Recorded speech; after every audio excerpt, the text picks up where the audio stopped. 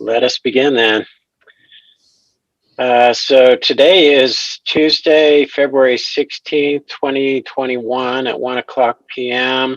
We would like to call to order this work meeting of the Provo Municipal Council. This meeting will be conducted entirely via electronic means on February 11th, 2021. In accordance with Utah's Open and Public Meetings Act, I've determined that conducting meetings of the Municipal Council with an anchor location, such as the Municipal Council Chamber, presents a substantial risk to the health and safety of those who may be present there. These are the facts upon which I have made this determination. The World Health Organization has classified novel coronavirus disease, aka COVID-19, as a pandemic.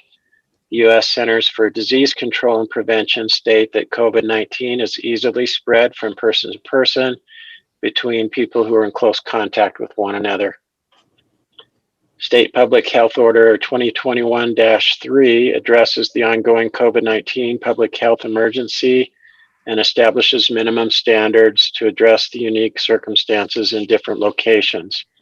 Utah County is currently listed as having a high level of coronavirus transmission as determined by the state's transmission index metrics.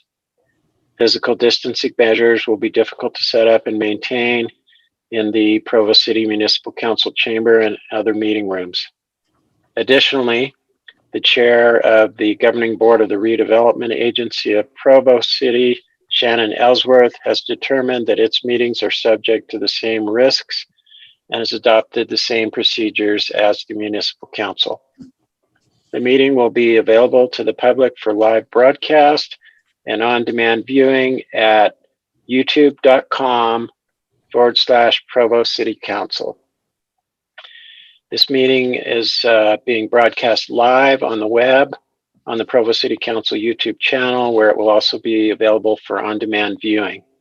I remind participants to mute your microphone when not speaking so as to minimize the potential for background noises and conversations to be picked up, recorded, and broadcast for all to hear.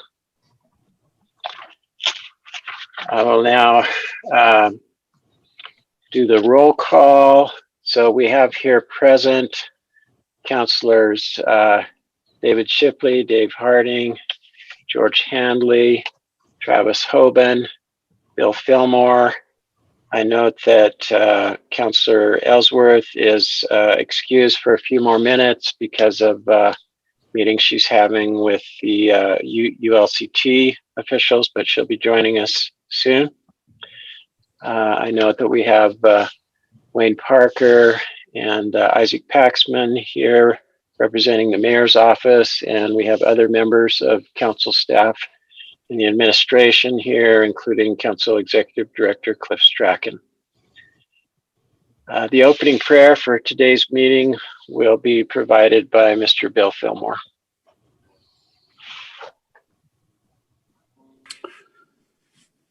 Our Heavenly Father, we bow our heads before Thee this afternoon and give thanks for the blessings in our lives that we can live in this free country, and particularly enjoy the blessings of the city of Provo.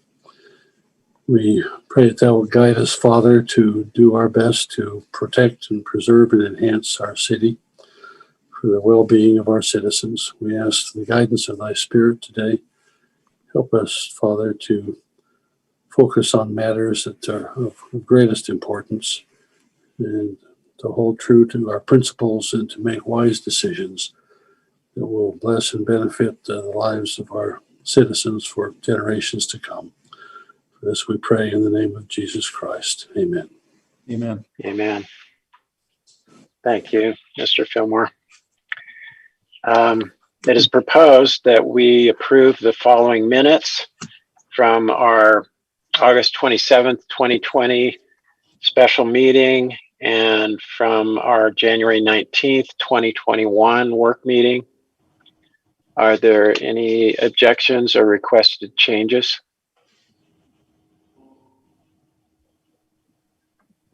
Seeing no objection, I declare the minutes approved by unanimous consent. Got to get my screen up so I can see raised hands easier here. Okay. Although this is a public meeting, only the presenters and those invited by the council may speak or ask questions unless otherwise invited by the chair. Please use the raise hand feature on Zoom to indicate that you would like to speak. Please wait to speak until called upon by the council chair.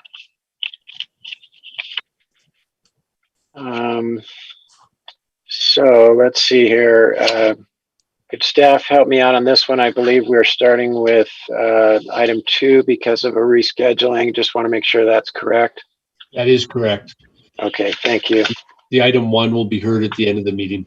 At the end. Okay, thank you. So our first presentation will be regarding library services fiscal year 2021 to 2022 budget. And the presenter for this will be Mr. Gene Nelson, Director of Library Services. Thank you, Dave. It's wonderful to be with everybody again. And it's good to see some faces. And it's good to have my face seen. I hope you're all well. And thanks for the few minutes that I have to kind of catch you up with what we're planning for the next budget year. I think, first of all, I think it would be important to kind of recognize this. Similar to the city's general plan, the library fairly recently went through a strategic planning process. And it's a 5-year strategic plan that is required by the Utah State Library to be recognized as a certified library in the state of Utah. And we accomplished that last year. And there's a lot of similarities between the city's general plan and the library plan that was approved by our library board last May, right prior to the approval of our budget. Elizabeth, if you could get that shared screen going, that'd be great. Thank you. There we are. Go ahead to the next one, Elizabeth.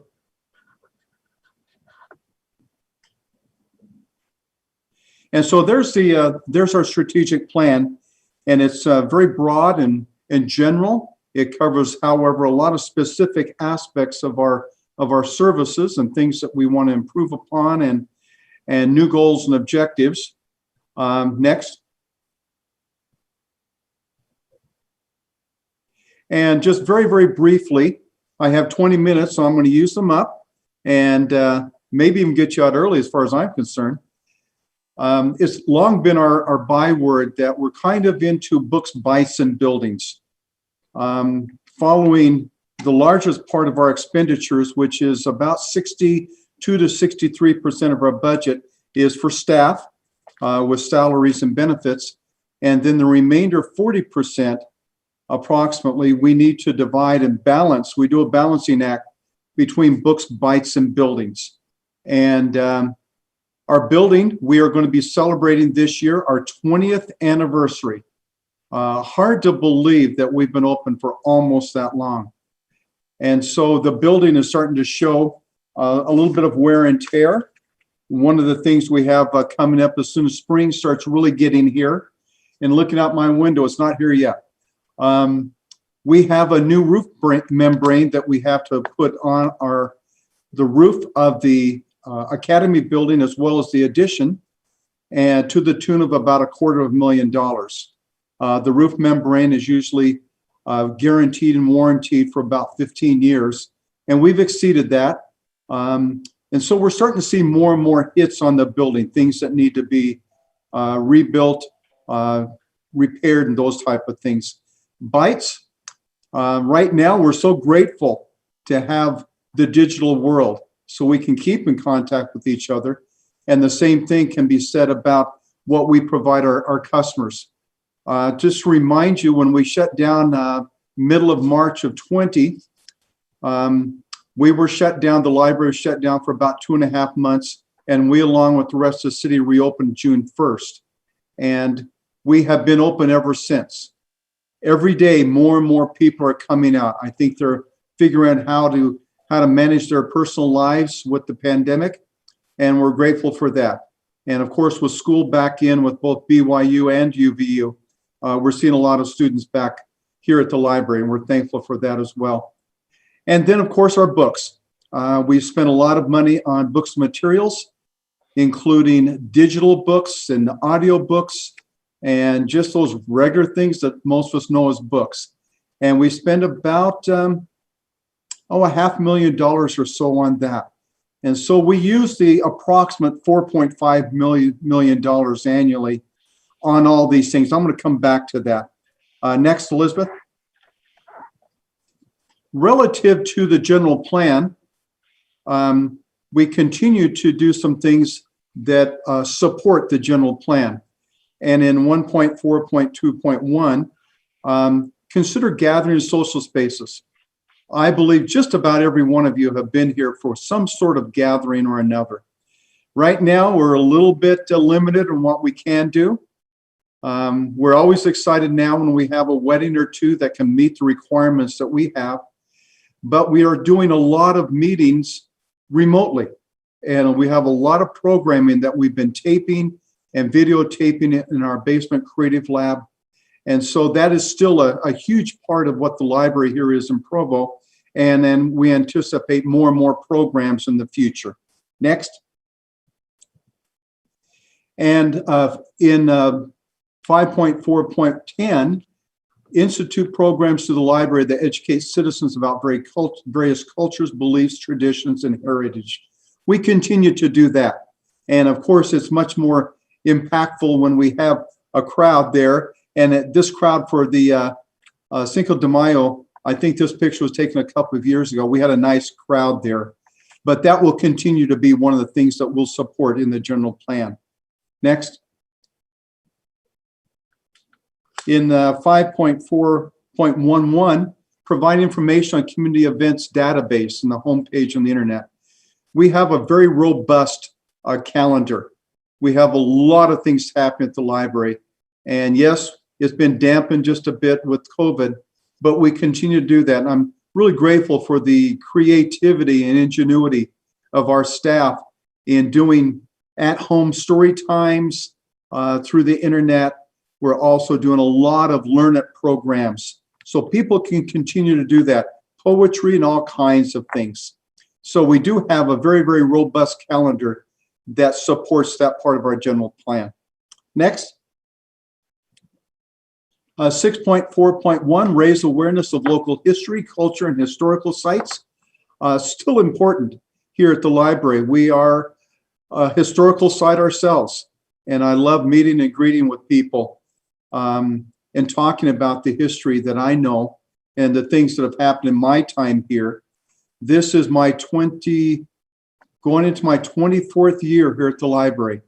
And it was the best move I've ever made professionally. And it's a great place to be and a great place to work.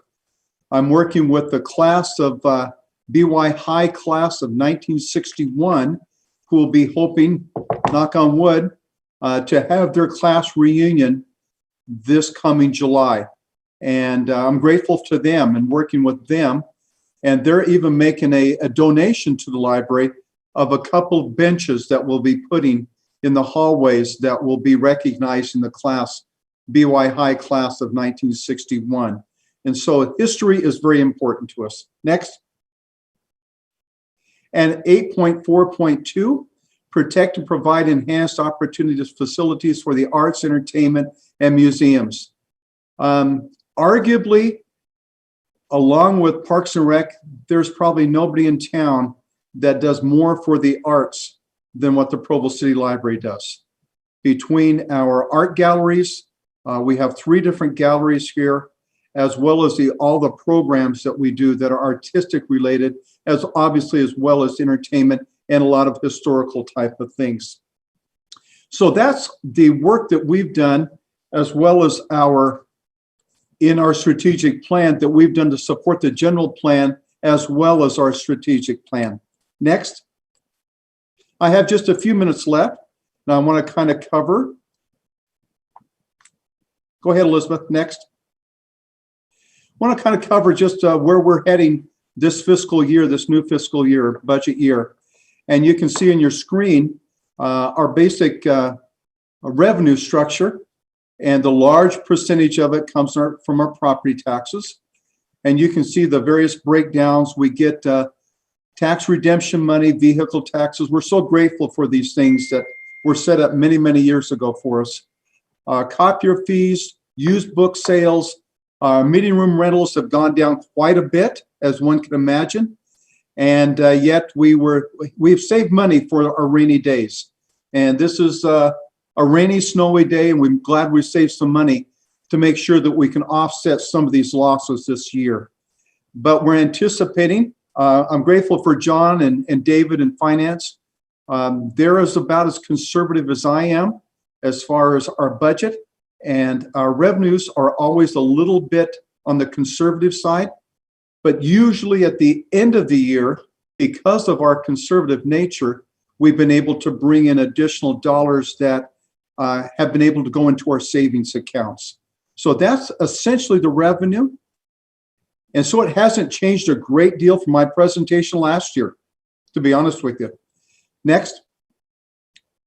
And then our expenditures in a nutshell, and these are very broad areas, but you can see that personal expenses are probably up just a bit, probably maybe 62 to 62.5% of our budget is in personnel expenditures. And then our operating expenditures, our operating expenses in various things. Remember those three things: books, bikes, and buildings are in those, that rest of that 40% that's represented there. And so essentially, our staff is remaining the same. The budget is remaining just about exactly what we had before. No big, exciting, different new things, with the exception of we're hoping this time next year that our outreach van, which we have purchased, that we will then be taken to Denver for an outfitting, that we'll be able to have that operational, and then hopefully the COVID pandemic will have slowed down and we can get out to daycare centers, senior citizen centers, places like our farmers markets to promote the library, to get people to have cards and access to the building. And so that's probably the newest thing that we'll be doing in this fiscal year. And we've budgeted for those, that expenditure on the bus. We've received some grants as well to help pay for it, including $25,000 from the city's innovation fund last year that helped buy the van. And so we're grateful for that. So in a nutshell, in my 20 minutes is just about done. I'm looking at my clock. That covers the general plan aspects of the library and our association with those, as well as what we're looking at generally. And as you recall, move that out of the way. As you recall, our process as we present our budget to you is that come in March, next month, we'll be talking to the library board about the budget, making sure they're educated. And then in May, we'll make that presentation to the library board. They will then approve that as by law. That's one of their responsibilities. And then we'll send that on to the mayor's office and to finance to then go to the city council for final approval of our budget for 21-22. And so that covers what I have. Any questions I can answer for you? I know John's still on the line. If there's something else that he might be able to answer for you.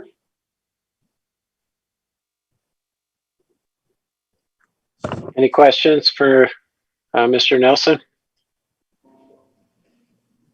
Mr. Harding? Yeah, I did have a few questions on the budget sheet that we were given that shows the past budget and whatnot. I have had the opportunity to correspond by email with Mr. Borgett, and I think we'll be able to answer, get the rest of those questions answered. So, but let me just express my appreciation on behalf of the citizens of Provo for the great job that you do running the library and providing these services to our residents. Thank you, David. Appreciate that very much. It's a labor of love, I'll tell you that. Mr. Shipley.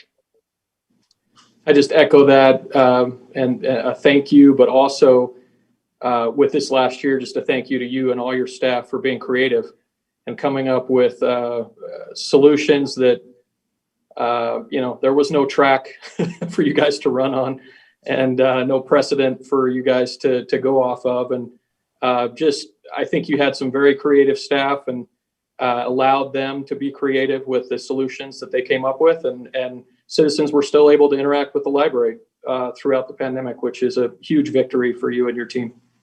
Thank you, David. I think one of the things that we're really proud of too, when this all started, there was a lot of fear how we were going to be able to handle that June 1st opening. And I'm grateful for so many people to help us put together the proper safety security measures that we needed to keep our staff safe and to keep our public safe. To date, so that's been quite some time. To our knowledge, we haven't had any COVID transmission virtue of the library. Our staff, we've had a couple of people that have contracted that's been in their personal lives. And so I'm grateful for our staff to not only their creativity, but their willingness to mask up. And I haven't had to spend 1 second asking a staff member, please make sure you're masked. They do it on their own. They want to keep safe and they want to keep our customers safe too. So thank you very much. Thank you, Mr. Nelson. Thank you very much for asking. We'd like to welcome Councillor Ellsworth and Mayor Kafusi, who have joined us. And unless there are any other questions, we'll move on to the next item. This will be a presentation regarding the legal department's fiscal year, upcoming budget, and this will be presented by Mr. Brian Jones, acting city attorney. Hi all, welcome. Glad to be here. And Elizabeth, do I share my screen? Let me make you a co-host, and I believe Hannah has been doing the screen sharing for the other presentations. Okay, you should be able to now, Brian. Okay. Let's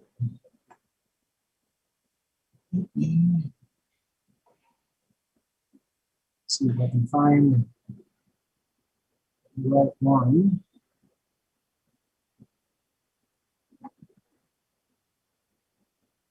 Okay, is that showing up on everybody's screen? The budget presentation? Yes. Okay, so I've got an even shorter time than Director Nelson, so I'll try to be really brief with this.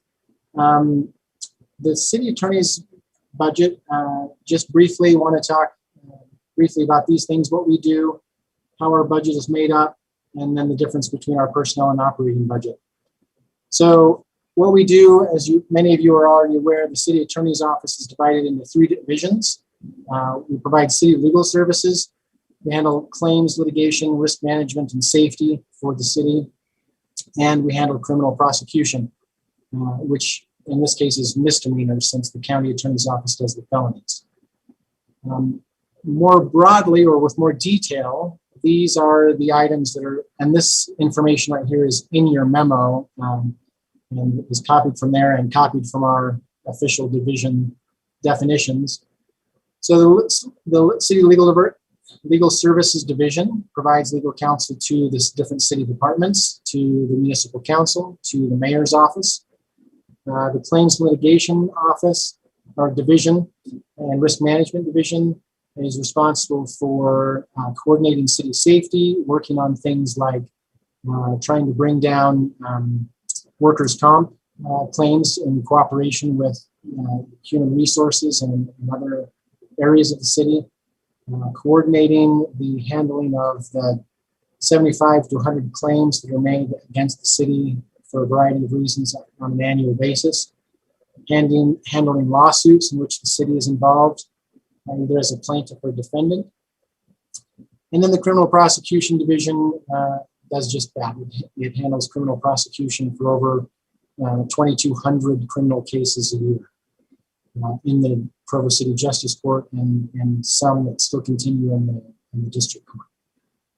Now, I didn't make a separate slide for this because as I was trying to answer the question about how does the legal services, the city attorney's office, support the implementation of the general plan, I started to go through the list, and the problem is that because of that first bullet point right there of the city legal services division, it's hard to cross one off. In essence, the city attorney's office supports every single bullet point in the general plan implementation because we provide legal services to the rest of the city departments as they service all of those different goals and vision statements. We do specifically contribute to safety through both representing the safety of the city employees and also the city residents in the law enforcement function that we serve in supporting the police department and in doing criminal prosecution. So happy to answer more questions about that, but again, because I have so little time, I'll just cut straight to the budget. Our budget, because of the size of our department and what we do and the office-based nature of our department is interesting. Only 4.1% of our entire budget is operating. The other 96% of our budget is personnel. And then if we look at the cuts that were made because of that, we were faced with the decision last year, or when we were asked last year about how to make budget cuts in relation to the COVID pandemic. The only real way to make budget cuts is to fire people or to cut that small 4.1% of the budget. So in order to make those budget cuts, the operating budget was cut by 25% last year. Largely, that had to do with cutting back on reserves for criminal prosecution software licenses that we've been holding over because those are renewed not on an annual basis. So we had some money in reserve for those that we cut back for the one-year budget.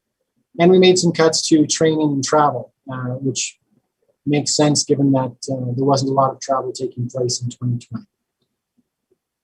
To revisit the personnel issue, this graph represents the changes in city attorney office staff from 1996 to the present. And it's a stacked graph. So attorneys are blue, paralegals are red, office staff are yellow, and the line here represents the total staff in the office.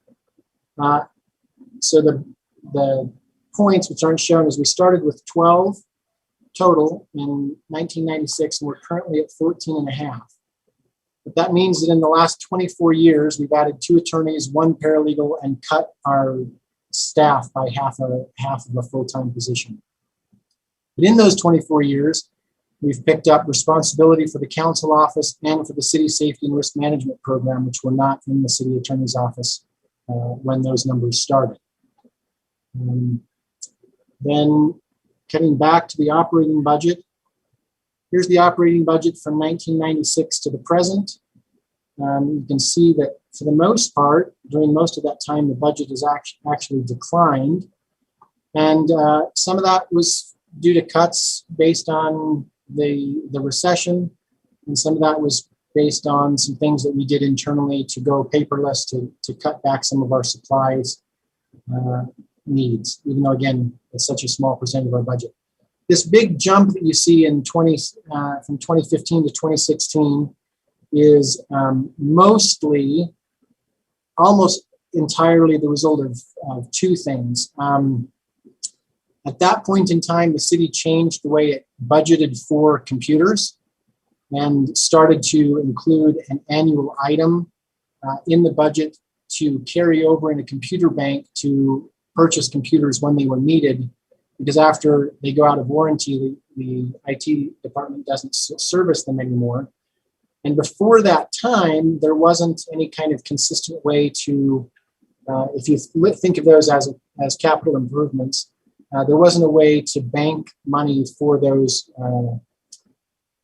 purchases that needed to be made anyway. And so in that year, the city started to do a computer replacement bank And that contributed about $7,000 to the city attorney's office budget.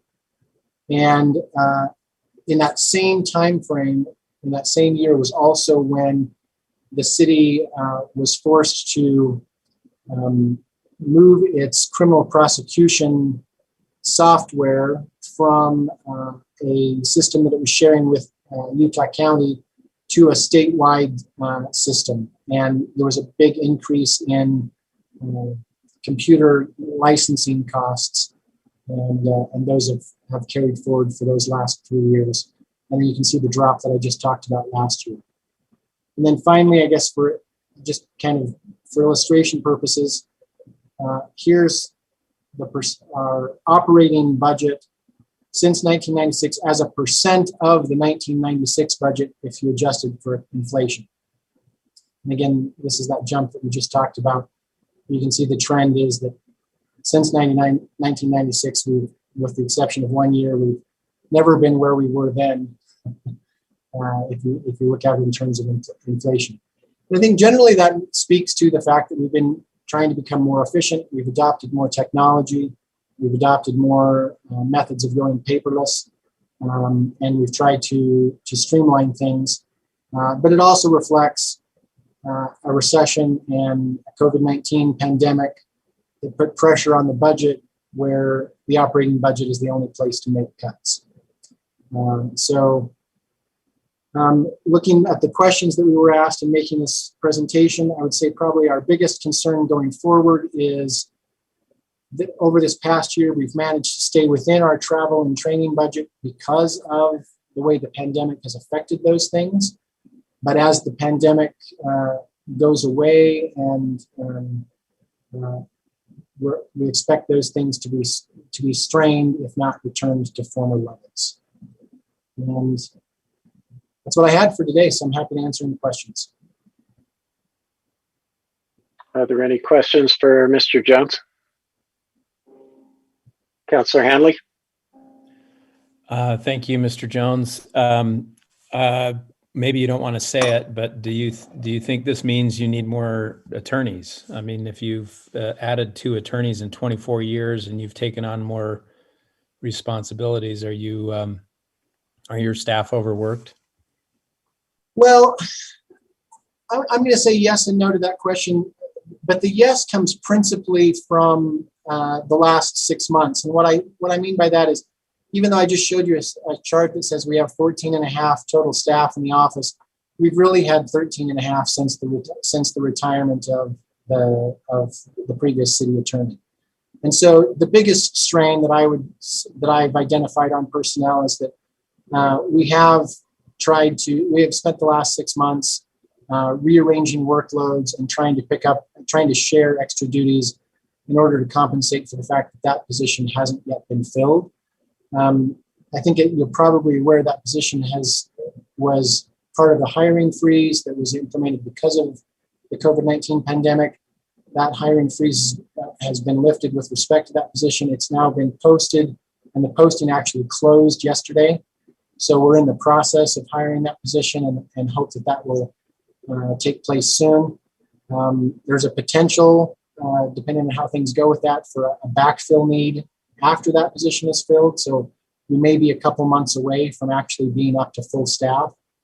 But I think at this point, if we can get back to the full staffing that we're allotted, I do believe that we feel pretty comfortable that we're able to do what we've currently been asked to do.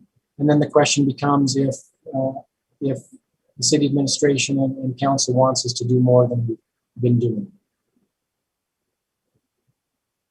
Councillor Hardy? Thank you. I think we'll see this across many departments. See the dip in expenses for training and travel for that training. And I think that was a very prudent move when we were entering kind of the height of the pandemic and trying to understand what that was going to do to our budgets and what that was going to, how that was going to affect opportunities for training. But I do think that the training is a very important part of having a competent and productive workforce that is better able to provide the services we provide to the citizens. So I hope that we can meet those training and travel needs and make sure that we bounce back. It's one thing to take a temporary pause, but we really need to bounce back and make sure that we're providing adequate training opportunities.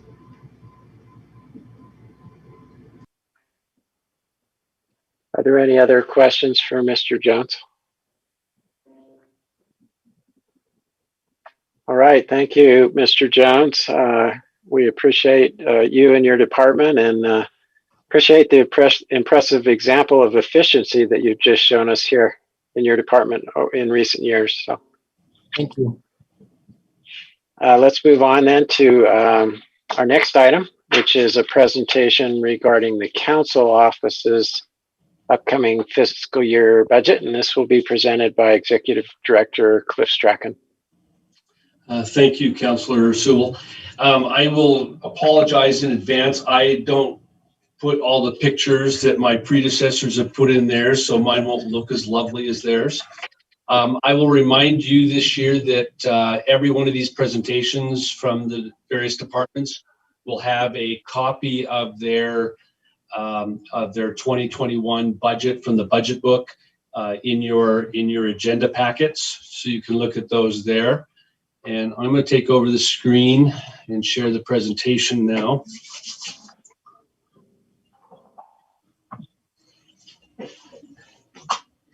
All right.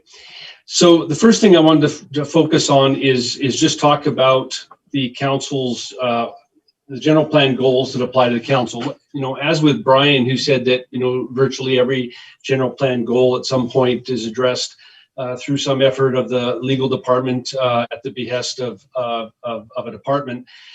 So it goes with council. Just about every policy will end up going through council at some point. But there are a number of them that are specific to the neighborhood programs that we operate.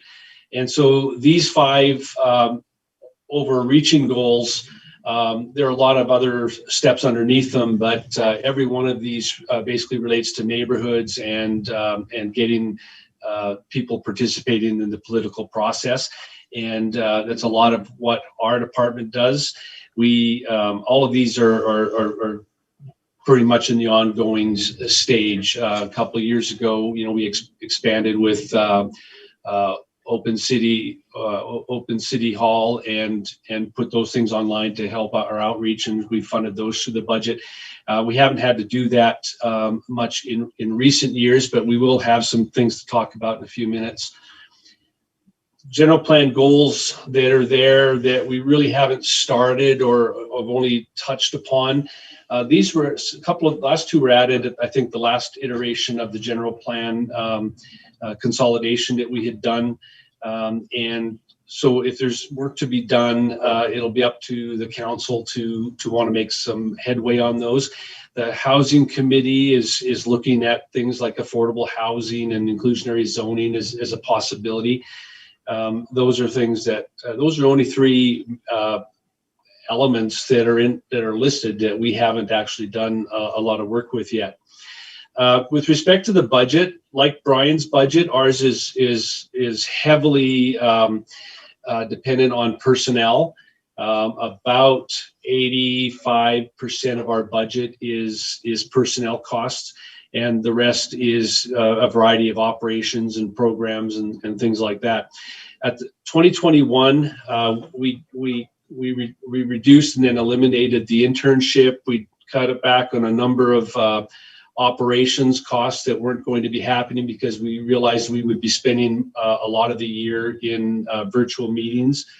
And then, of course, because travel and training had been canceled for a lot of things, we cut back there as well. And I think you'll find that for most departments that was a major cutback. But we also made cutbacks in the neighborhood program, some of the funding we do for that, and in the neighborhood matching grants. And so I think as a priority for the council office, and we discussed this at leadership meeting last Thursday, but a lot of the priority for the council office in this coming year is to restore that funding to the extent possible. We recognize that virtually every department will have similar type requests, but I wanted you to know that we cut back 25 or 30% of our operating portion of our budget last spring, and we've managed to make do, but we've really held back on some of the things that we normally would do. One of the things that I would like to suggest too is that within our budget, you've been aware for a number of years that we've had a policy to retain $15,000 and as much as $30,000 for a separate legal counsel. And in talking about it with leadership, I think there was support for my idea of suggesting that rather than just focus on legal counsel, we retain that funding and make it available. So if the council wants to bring in outside consultant to engage with the council on some subject matter that isn't being handled by the administration, that we could do that. So that would be the one policy related request that I would suggest that we look at as part of our budget proposals this year. And that's whether that's intent or whether we do it through the council handbook. That's my suggestion. So that in a nutshell is where we're at with the budget. Our budget this last year was about $1.1 million. It usually hovers in and around that area or range, and we go from there. Do you have any questions for me?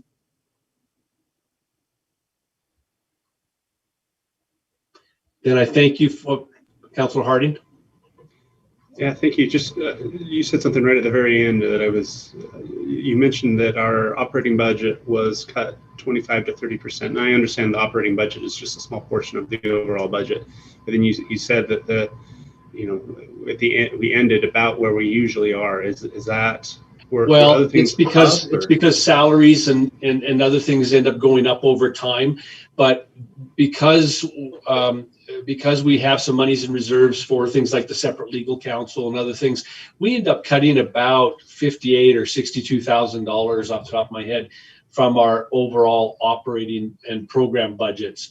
Like I say, 800 or 900. I'd have to go back and get you exact numbers, but the vast majority of our budget is personnel. But in terms of the things that we do, the operations, the matching grants, the other expenditures, we cut about 25 or 30% of that budget last year. And it would just, as we go back into normal operations, when we go back to the normal operations, it would be nice to have those funds available so that we can operate as we have in the past. Thank you. Any other questions for Mr. Strachan? All right, thank you. And I hope we tell you often and enough, Mr. Strachan, how much we appreciate your leadership as the executive director of our council staff. You've put together just an amazing team as council staff, and we're really grateful for your whole team. Thank you. On behalf of all of us, thank you. All right, let's move on to item number 5, which is an ordinance amending Provo City Code regarding the hold times for electronic signs and sign size limits. And this item will be presented by Hannah Salzel, Council Policy Analyst. Hello, this should all be fairly familiar to everyone. This is the culmination of the presentations we've been giving over the last few months that have walked you through the evolution of our proposals. This is the full list of the proposed amendments and some of the logic behind it. I will go more into the logic behind it in the council meeting this evening. This will be a sort of abbreviated version of the presentation since you've been able to go along step by step in a way that the public might not have. Just share my screen. These changes, all of the proposals are in the packet online at agendas.provo.org, and that was emailed out to the council earlier as well. If you want to refer to the ordinance itself or any of the proposed changes to see the text. The committee has spent the last year or so working on its proposals for amending Provo's ordinances or Provo's code for electronic and digital signs, and have come up with a list of proposals that they think will help to protect Provo residents, which is, of course, our priority, also to preserve the city's history and atmosphere, while also supporting our businesses, helping them stay competitive and use every asset available to them. Briefly, I'll largely skip the background for this presentation, go through a bit of the research and conclusions we've done. I'll list also a bit of the additional efforts and then spend most of the time on the proposed amendment and leave some time for questions at the end. The mission statement for the committee is to review sign ordinances, how they're applied, review design corridors, also to study how the sign ordinances align with the general plan, and to recommend improvements as a result of the lesson we learned from our stakeholders, and to bring our recommendation to the council for consideration. This is following up on almost all of those. There is a partial list of all the studies that we consulted in the ordinance as Appendix C, if you're interested in looking more into that. You can also reach out to me. I'm happy to share any of our research. We found that the research was largely unanimous. We consulted research gathered from around the world, not just in the US. We found that, unsurprisingly, electronic signs draw driver's eyes more. That is the advantage of a digital or electronic sign, especially during the transition from between messages, because drivers are already paying attention to motion. That's just a natural following of that. Glances during digital sign transitions were more frequent, and they also lasted longer, around 2 to 5 seconds per glance. Risk of accidents was also found to increase steeply when drivers look away from the road for longer than 2 seconds. It's pretty easy to make the connection there. Distracted driving causes accidents, and these digital sign transitions cause some distraction, in addition to all the distractions already faced by modern drivers, like texting passengers, radio, that sort of thing. We also found that signs are crucial for place marking and advertising from a business perspective. So we wanted to make sure that we were balancing these interests and helping support Provo businesses as well. From these, we concluded, and this is essentially the list of goals that we were working toward, that we should try to reduce the amount of time that drivers look away from the road in order to decrease accidents. The minimum hold time should be adjusted such that drivers, pedestrians, cyclists, etc., see no more than one transition on a digital sign as they pass it. Therefore, that hold time is relatively tethered to speed. As cars are passing a sign more quickly, it could be allowed to transition more quickly while still only showing one transition to each driver, etc., passing the sign. We also found that, as I've mentioned before, we should balance safety and aesthetics while supporting business. That has been a driving principle through all of this. We also met with local business owners and representative of local business owners. They identified some needs for multi-tenant and freeway adjacent signs, which have already been discussed, but I'll list those in the proposed amendments as well. We also met with representatives from a major sign company to see what trends they saw coming and also learn more about the technical aspect of signs so that we knew what regulations would make sense technically and actually work for the signs. We researched sign codes in other cities. You've seen that research. The most common hold time was 8 seconds citywide. No one else distinguished between any short and hold or long hold time areas like Provo does. And 8 seconds was also the state standard for state freeways. The Open City Hall survey found that a slight majority did support the proposed amendments. Those who did not support the proposed amendments simply thought that the government shouldn't be regulating businesses in this area at all. The proposed amendments for hold times, this is what has been discussed with the committee before. The current 8-second short hold time would go to 1 minute. Long hold time of currently 3 times per day would go to 1 hour. And of course, there would be no hold time in areas where digital signs are prohibited. Signs that are adjacent to and facing a freeway would have a hold time of 8 seconds under this proposal, simply to help them stay competitive with other freeway adjacent signs. Those representing 20 or more tenants in an SC3 zone would have a 15-second hold time so that the large number of tenants can cycle through and meet that essential need for place marking and advertising for everyone. Hold time locations, all areas of the city would be long hold time, except obviously where signs are prohibited. The list of short hold times and areas that would be short hold times, I mean. And like I said, signs that are freeway adjacent for 8 seconds or representing 20 or more attendants in the SC3 zone. We also propose a list, an updating of the list of short hold time areas that is available in Appendix B of the ordinance, lines 26 or 266 through 301. This section here, simply adjusting for where businesses are currently concentrated. We expect this list to continue to be updated and grow as Provo grows. We have also proposed adding to the list of areas where electronic signs are prohibited. They're already prohibited in residential zones. We propose adding the downtown historic district, all pro zones, all SDP overlay zones, and all very low density, high density, medium density, low density residential zones. Just 3 other short proposed amendments: updating the sign size graphs to tables which are more legible and leave less room for misinterpretation.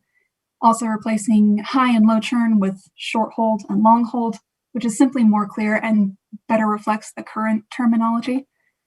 And clarifying, as has been discussed in a previous meeting, that businesses are allowed to have electronic versions of any analog or standard signs that are already permitted in the North University Avenue River Bottoms design corridor. If they could have it analog, they could also have it digital. That is the essence of it. Do you have any questions?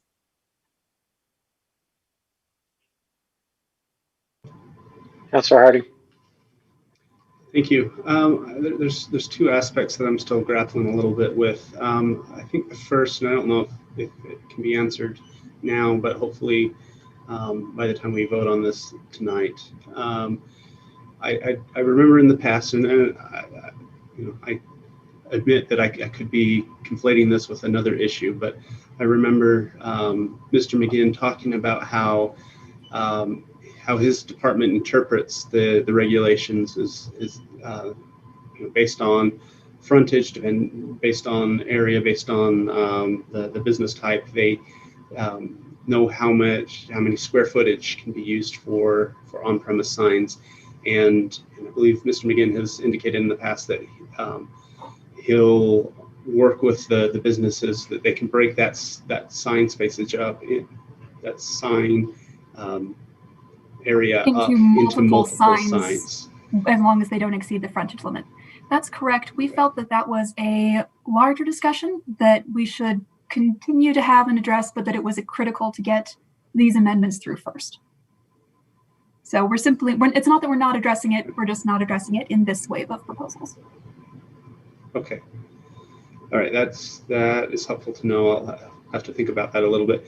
And then the second thing, and I was going to ask, can you articulate or the committee articulate one more time the rationale behind the 15-second hold times for the SC3 representing 20 or more businesses, but you mentioned it just in your presentation, and if I remember it correctly, it's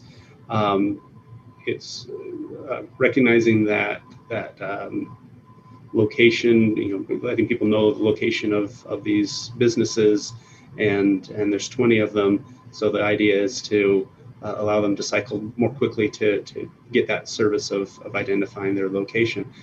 If the minimum is 20, and if we're talking 15-second hold times, it will take 5 minutes for, if each business is highlighted for 15 seconds, it's going to take 5 minutes for that to cycle through. Even if there's a stoplight there. If there's not a stoplight there and people are driving through, the 15 seconds, it's kind of designed that they would only see it once, one change. So I'm struggling to see the rationale of why, of how allowing 15 seconds allows for that location awareness aspect of this to be fulfilled. Yeah, this is where we had to balance priorities. We felt that 15 seconds, the short answer essentially is that they could get their sign up every 5 minutes, or they could get their sign up every 20 minutes. It seemed like it does give them a better opportunity for advertising and place marking with such a high concentration of businesses, because these are exclusive to SC3 zones. They would also have to rely on other place marking that we would leave up to the business in order to balance that safety requirement, because it just essentially came down to balancing priorities of businesses and safety. We felt this was a fair compromise. And if I might just add a couple of things to that, and thank you again, Hannah, for a very articulate and succinct presentation of the committee's work. In addition to the factor that you just mentioned regarding this, I think there are two others. One is that our large tenants themselves were very concerned about this, and they expressly asked if they could have a shorter hold time, given that they represent so many tenants. So that's one factor, was taking that request into account. The other factor is that part of the reason that we wanted the longer 1 minute hold time was not only because of slower speeds in the city as compared to a freeway, but also because you have a higher sign density, more digital signs close together. And that's a little different for this type of sign. Just by their very nature, they tend to be few and far between because they're representing so many tenants. So that was another factor that we felt argued for allowing a shorter hold time in that case. Thank you. Are there other questions for Hannah on this? All right, and that'll be coming to us tonight in the public meeting. And I just wanted to mention, given that the draft ordinance was just barely finished Thursday, I was hoping that tonight would be considered a first hearing. So if everyone is, if councilors are amenable to that, I'll be looking for a motion tonight to continue the final vote until our next meeting. Thank you. All right, let's move on to item number 6, which is a presentation from the zoning committee regarding the work they've done over the past year. And this will be presented by John Magnus, council policy analyst. Good afternoon, Chair Sewell and council members. We're going to do something a little different. Carrie Walls from the zoning code enforcement needs to have a quick discussion regarding some issues during the COVID. So I'm going to let her go first for the first part, and then I'll pick up my presentation after that. Thanks. Can you hear me? Thank you. Can you hear me? Yes, good. Hi, everyone. The reason I asked for a few minutes is one of the things that we're seeing a lot of in complaints and such are people living in trailers or RVs on other people's properties, whether on the driveway, on the side yard, in the rear yard. We're seeing a lot more of that. We are also seeing people saying, well, I'm not getting as many hours at work, and so I need to have these extra people residing with me in order to make my mortgage payment or my rent payment, that type of thing. Turn on my camera. How do I do that? Okay. Let's see. Should be in the lower left corner. There's a little stop video icon. Yes. Okay. Now can you see me? I can see me. Yes, we can see you. Sorry, I'd rather not be seen and just heard. But in any case, thank you. So we're seeing a lot of that. We're seeing a lot of people claiming or saying that they are having difficulties because of COVID or other issues. And so I wanted to put this before the council as a whole to have a discussion and think about how we would want to handle those things, especially our code doesn't address people living in an RV or a trailer parked on someone else's yard. Police are also seeing more of this as well. Do you have any questions or comments or suggestions? Or do you want to just mull it over and we can address it at a later time, hopefully fairly quickly? Councillor Harding. Thank you.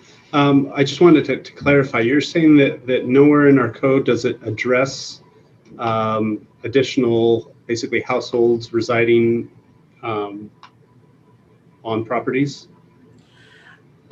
What it says is that if it's a one-family dwelling, in an R1 zone, it's a one-family dwelling. What we are seeing currently is people, sometimes they are related to the people living in the home. Sometimes they are not. Maybe the home is small, or for whatever reason, they are feeling more comfortable to stay in an RV or a trailer that is then plugged into the house with an extension cord or whatever. And the way we've been treating them is, well, technically that's a two-family. That's now two residences on the same home. However, with our code, it does say that you can have as many kitchens as you want as long as everyone living in the home are related. So you could also say it's something along that line, that, well, we're all related to each other and we only have two kitchens or three kitchens or whatever the case may be, but they're not living in the home, they're living in a trailer or an RV. Does that make sense? But we don't have anything that specifically says you cannot reside in an RV or a trailer on a residential lot where there is an existing home, because you just can't. Okay, thank you. I do think that that's something that we'll want to address. If that's not, if that situation isn't clearly, defined, I think we should clarify that. Right. Okay. Councillor Ellsworth. Yeah, this is something that we just recently learned about in the zoning committee, and I think it would be appropriate for us to investigate it with more information in the zoning committee and then work with staff to create some recommendations. Sounds good. Are there any other comments or questions before we move on to the main part of the presentation? Councillor Hanley. I would just concur. I don't think we can, tackle it very easily right now, obviously, but I do think it needs. It sounds like it needs prompt attention. So I would recommend that we do so and do so quickly. Thank you. Thank you. All right. So was there anything else that you wanted to cover before we turn it back over to John, Jerry? No, John, take it away. Okay, thank you. Okay, for the last year in the zoning committee, we've been trying to look at code enforcement and how to improve it. Part of that was looking at how code enforcement functions and its roles and responsibilities. And we came up with some recommendations after a year of meeting and reviewing everything. What's the importance of code enforcement? It's described the broken windows theory. You want to keep neighborhoods from becoming run down, overrun with trash, graffiti, all that. And usually the first city employee that's going to see that is going to be the code enforcement, because they're out there constantly monitoring the neighborhoods. They can see houses that are becoming worn down, covered in graffiti. If there's drug use, they're the ones who can see it and they can report it back to the city, and they'll help deal with it. And they also help in the fact that if there's an elderly resident who's having a hard time maintaining their property, they'll be able to report it to people who can help. So that's the importance of it. So what we did was we decided, how can we best help the employees do their jobs better? One of the things we're talking about is branding. If we brand right now, they just go out in their trucks, wear the pants they wear. There's really nothing that says Provo City Code Enforcement. We wanted branding because just having them drive around in the neighborhood, you get increased compliance because people know they're there. With that increased compliance, you also get decreased in violations because the residents see them driving through the neighborhood, can recognize them, and they'll comply with the code, with our codes prior to get a violation letter because they see they're there. So what the recommendation is, to have uniforms for all the code enforcement officers out in the field. This would be a shirt, pants, a badge. So they'd be readily recognized as Provo City Code enforcement officers. We talked about some vehicle branding. There's a cost with that we're still trying to work out, but it could be as simple as magnetic stickers on the doors if they're using the trucks from the fleet, just to let them know that that truck driving around at that moment in time has a code enforcement officer. We thought this was relatively cheap and easy to do, very simple, and would make the neighborhoods aware that code enforcement is out there and doing their jobs. Another problem we have is a personnel retention. We're looking at public service motivations. There's a different desire by public employees than private sector employees. They're not motivated solely by income. They have a desire to serve the community and help others. And so we're trying to tap into that and figure out how we can help them progress inside the organization and stay here for a little longevity. Our problem is our average length of service is 9 months in code enforcement. It is getting better, but that is a problem. And it's estimated that to replace an employee, it could cost up to 150% of their annual compensation.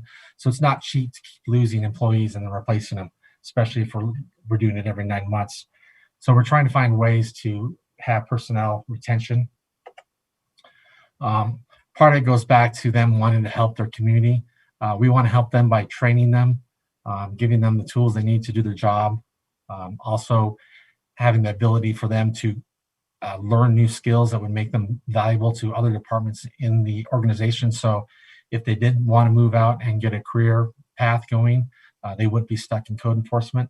What we're finding in our code enforcement is that we have people just starting their career out of college in public service, or people who are retired from one organization and looking for a part-time job or a job that has less stress to finish out their career in government. And we're trying to bridge the gap. One idea for a career ladder would be to add a field supervisor position, because right now we have basically 2 steps inside the code enforcement. Senior code officer is the top, and then after that you would need Carrie's job. Carrie moving on, there is no place for him to go. So we're thinking we would add a field supervisor position. This would not be a new FTE. We just create a new step in there with a new salary range, and it would be a place for someone to get promoted into with longevity, somebody that we feel like would help the organization in the long run, and we want to keep them part of Provo City. The other thing we're looking at is we looked at how the system works. We feel the system works pretty well. We're just overworked. Currently, there's 4 FTEs. There's 4 code enforcement officers. They are allowed to have 6. They're not budgeted for 6 because of the last year's budget cuts. We felt that if they could get restored to 6 FTEs, it would cut down on some of the workload. It would cut down on some of the burnout by the code enforcement officers trying to do the work of 6 with only 4 people. Currently, 1 FTE is funded by CDBG funds. Eventually, that position will need to be moved back into be funded by other sources. We can't rely on that forever. So that would be another issue that'd be coming forward, not next budget, but probably a budget cycle next time. After this one, we'd have to address those issues. So those are our recommendations: branding, training, creating a career path for them, and restoring them to 6 FTEs is what we're asking for. We'll be doing that when the budget cycle when they come in, present their budget. We feel like this is the first good steps. That we have other ideas that we want to pursue, but first we need to get the 6 FTEs back before we can actually pursue some other changes that we are looking at. Any questions?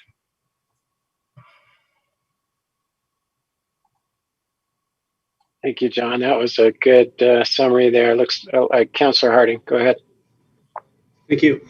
I'm grateful for the presentation. I think the uniforms and the branding, that's seems reasonable. It's the employee retention that I'm definitely most concerned about. And I assume that the committee has looked at what's the average retention in other cities. Are we below average? Kind of what's going on there. I do, having familiar generally with the salary process and how we set salaries. So I assume that our pay is competitive with other cities in our circumstances. But I look at that and just the average tenure that we've had over the years, and it seems like we're not providing the level of service that we should to our residents, and in large part because of that very short tenure that we have. And so if it's not, if we can resolve it through adjusting, getting the salary at the right place, that seems like where we should look. If we are competitive and on line with where everyone else is, and everyone else has longer tenure, we need to be looking at other, what else might be causing the short tenure. But I do think that is something that we need to address so that we can provide the level of service that our residents deserve. Right. I looked at Utah, Nevada, and California for longevity pay scales. We're plus or minus 5%, so we're right in there with the rest of them. Some jurisdictions have the same problem, longevity. Some have. I know of 2 jurisdictions in California where they had code enforcement officers for 20 years, but those were kind of more of an exception than the rule. And when I was talking to those code enforcement officers, they liked the agency they worked at. They felt that the work was fulfilling. So it's we are in the plus or minus 5%. I think our problem is we don't have a career path right now. That's the one thing we were going to look at further down the road after we get the FTEs restored. How do we keep these people in the organization longer? Because if they know they have a place to go, they're not going to be looking to jump out after 2 or 3 years and going to another organization where they have better longevity. So that was one of the issues we were covering, and we're still working on that. Other questions? If I might just add, I agree, Councilor Harding, retention is crucial, and really pretty much everything that John talked about, I think, relates to that in one way or another.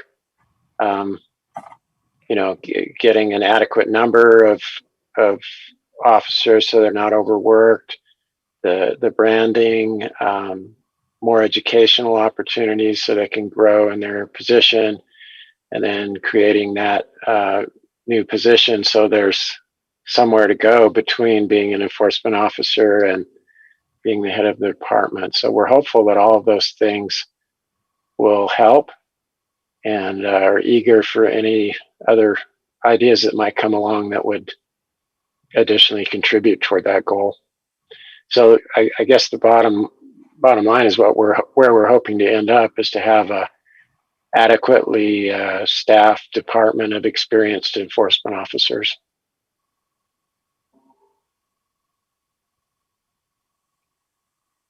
Councilor Ellsworth, did you have anything you'd like to add? You've been very involved in this effort. No, I think it's been covered. Okay, thank you. Any other questions or comments? All right, thank you. Looks like we are coming up on time for a break. We're actually quite a ways ahead though. So let's see. We can take a longer break. Would it, if we did, instead of a 10-minute break, if we did a 15-minute break and came back at 2:30, that would put us 10 minutes ahead of schedule. Councilor or Mr. Strachan, is that going to cause any problems with our timing that you're aware of? I'm not aware of any, but we'll just reach out to the next. Well, I think the next presenter is Brian, so he's aware. I'm next, and I'm already convinced that I'm probably only going to get through 2/3 of my presentation anyway. So yeah. So we can.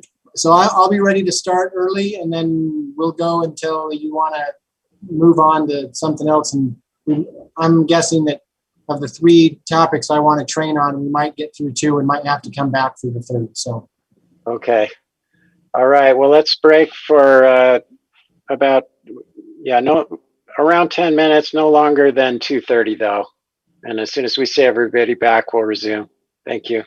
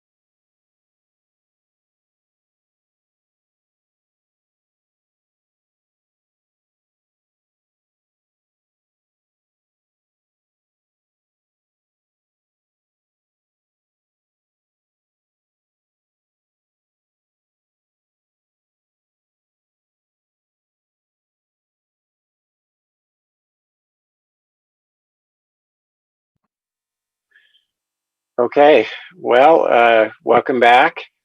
We'll resume this work meeting of the Provo Municipal Council. And before we get started on item 7, we have a question for Brian Jones about a legal matter. A sharp constituent pointed out that the digital sign amendments include an amendment to Title 14, which normally needs to go through the Planning Commission. So what would you recommend as to how we should proceed, Brian, from this point? Yes, that's true. And any of the amendments, I don't know that all of the amendments are, I'm trying to think if there's some separation between those to Title 6 and Title 14 where they don't need to proceed all together. But those that are in Title 14 would need to go to the Planning Commission before they can be approved. So I think the intent of that item in the past has been to get the council to sign off on whether they were comfortable, because it was arising from a signed committee recommendation, a council committee recommendation, whether they were comfortable with the item proceeding, and that's what they wanted to send to Planning Commission. So you could either do that tonight, you could actually probably reopen the item right now and ask for a motion to forward the item to Planning Commission, and go ahead and skip tonight's presentation and further council discussion until it comes back. Or you could do that at the end of tonight's discussion. Seems like it might make sense to do it now, so that we don't have the public hearing sort of out of order of its normal process, where it would normally go to the Planning Commission first. Now, are we going to, the amendments to the 2 chapters relate to each other? So are we going to be sending both of them to the Planning Commission, or how's that going to work? Well, they do relate together. It's probably best for the Planning Commission to see both, so that they know what the overall change to the code is. But they're not required to actually make a recommendation as to the changes to Title 6. Okay. So let's reopen that item for a moment, and unless there are further questions or discussion, I'd be looking for a motion to send the Title 14 changes to the Planning Commission, and also provide them with a copy of the proposed changes in Chapter 6. Councilor Ellsworth. Yes, I would move that we send the amendments of the sign ordinances to the Planning Commission, especially those pertaining to Article 14, and for reference, those elements from Article 6. Is that correct? Yes. Is there a second? I can second that. Seconded by Councilor Shipley. Is there any discussion on the motion? Seeing none, I'll call for a vote. Councilor Hoban? Yes. Councilor Harding? Yes. Councilor Shipley? Yes. Councilor Handley? Yes. Councilor Ellsworth? Yes. Councilor Fillmore? Yes, sir. And I, Dave Sewell, will vote yes as well. And then as far as tonight's meeting, so do we need to make a motion to continue that item in advance, or would that be understood from the action that we've just taken? That just occurred to me. Well, we do have a council rule that says something that's been scheduled. Now, the question is whether that item was scheduled by the chair or by the council by vote. I don't think there was a motion to set it to that specific date, because if there is, it needs to be continued before the meeting starts, or else the hearing has to be held. But I think where this came from, the committee, and was scheduled at the request of the committee by the chair, you as chair have the authority to just go ahead and continue it, pull it off the agenda until you're ready to reschedule. Okay. In that case, unless there's any objection, let's pull that off the public meeting for tonight and till such time as it comes back from the Planning Commission. All right, thank you. Let's move on to item number 7, Mr. Jones. Okay, thank you. I'm gonna share my screen again here. Everyone see that presentation? Council Handbook and Rules? Okay, so others have probably gotten used to this Zoom thing. I still can't get used to the fact that I can't see my presentation and look at you at the same time. I've moved my presentation over underneath my camera, so I'm going to pretend to look at you while I'm reading. I won't actually be able to see you. So I'll probably have to, if you have a question or raise a hand, I probably won't see it until after I'm done talking or think to look over at the other screen. So let me preface this just by saying the council handbook actually has a provision in it that says it's supposed to be reviewed every 2 years. The last amendments to it were made 4.5 years ago. I don't know that we've done a comprehensive review in that time. That's something that the council leadership may need to think about, and whether there's a committee that needs to do a review. But in the meantime, over the past several months, I've been asked several questions that relate directly to some handbook topics, and so thought the best way to handle kind of both situations would be to do a review of some of these handbook topics. I've prepared today a training on 3 of the topics from the handbook, instead of going through the whole thing, which obviously would be impossible in one meeting. And these are the 3 in the order that they appear in the handbook that I've been asked about recently. And as I indicated before our break, we'll see if we make it through all of this. So Chair Sewell, at any point that this discussion needs to be continued, just let me know, because there's no reason why any of this can't be continued to another meeting. So I'll start off with form of government. So according to City Code and State Code as well, the municipal government of Provo City is vested in 2 separate, independent, and equal branches of municipal government. Which raises the question, what does it mean to be separate, independent, and equal? Clearly, the answer to the first question here is no. It doesn't mean that they have the same powers, that they compete with each other to exercise.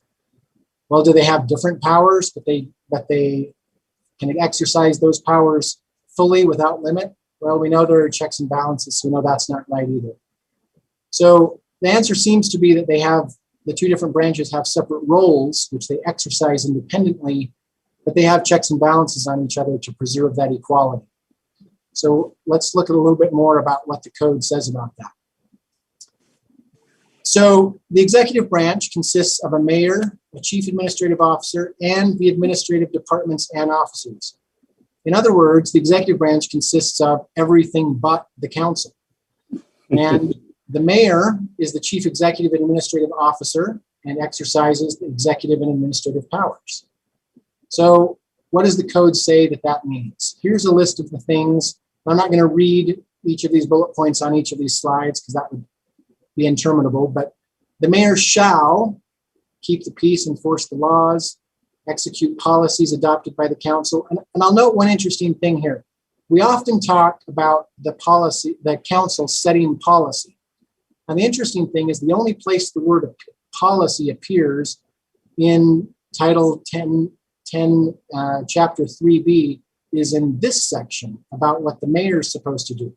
It doesn't actually say that the council sets policy when we get to the council powers. So we'll talk about that a little bit more when we get there and maybe why that is.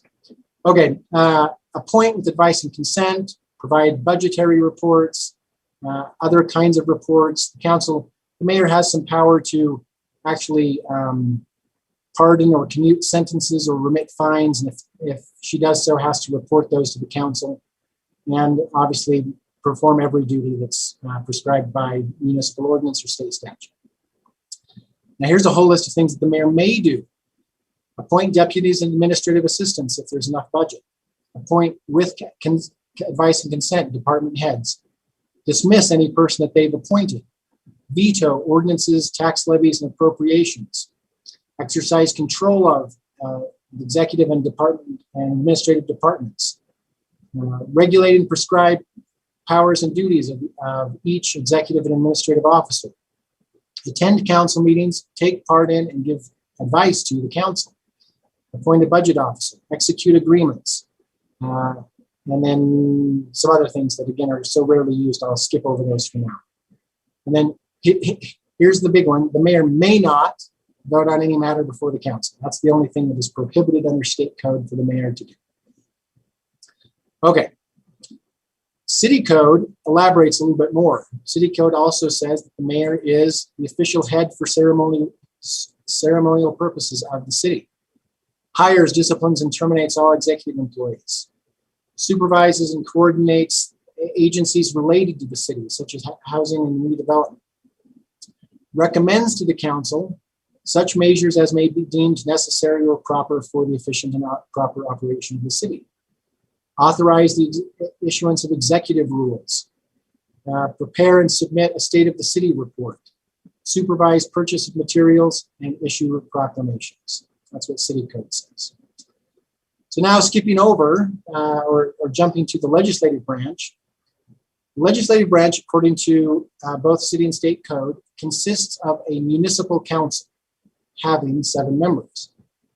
It's very important to note here that the legislative branch, thinking back to the slide we just looked at a minute ago, the executive branch was the mayor, the CAO, and all the departments and officers of the city. The legislative branch is not made up of 7 councilors. It is made up of the council, which happens to have 7 members. Related to that, the council handbook says the following about reminding of the council that they act as a body. The council members should always clarify whether they are acting in a council capacity or as private individuals. And the important thing to note there, I suppose, is that if a council member is doing something that the council is not authorized to do, they must be acting as a private individual because they don't have the authority as a council member to do said thing. And that calls to mind a fairly something that's been talked about in several council meetings before about a councilor several years ago that showed up at an emergency situation where firefighters and law enforcement were present and started to demand information and accountability essentially about the way the situation was being handled, which is not one of the council roles. So therefore must have been taking place as a private individual. Official council positions, according to the handbook, should be communicated by the council chair after they've been approved by the majority of the council. When a council member is responding to a question, it's important to publicly note that council majority is required for any council action. This comes up a lot, especially when I've seen this happen several times over the years where developers will approach council members individually and try to convince them of the wisdom or appropriateness of some development, and will then later act as if they had been guaranteed by the individual council members that they talked with that was going to be approved, when obviously that can't be done without the majority actually voting on it. And then there's a reminder in the council handbook that when asked about specific city ordinances, it's usually a good idea to refer people to the administrative staff who are actually in charge of enforcing and interpreting those ordinances. So here's what state code says about the council's powers. The council shall legislate the manner in which city property is bought and sold. Now this one is really interesting from a legal standpoint, from an attorney standpoint. This is going to come up later in the presentation, but this one is here specifically because of a Utah Supreme Court case that said buying and selling city property is exclusively an executive function and therefore exclusively within the domain of the mayor. And in response to that Supreme Court case, the state legislature amended this statute and said, well, before the mayor can do that, the council has to legislate the manner in which they do that. So that's why that one actually is in the list, is because of separation of powers case law in the past. We'll come back to this one, but here's the biggest one is this one: pass ordinances, appropriate funds, and review municipal administration, and then perform all other duties and elect a chair.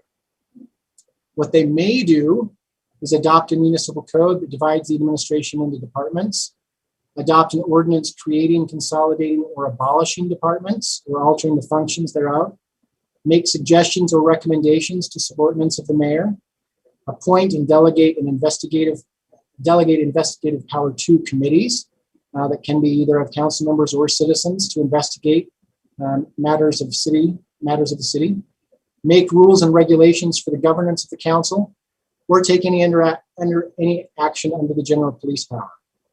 And I would note that in each of these slides, I've underlined the word council to highlight the point that I made a few minutes ago, that it is the council as a body that may do these things, not individual councilors that may do these things.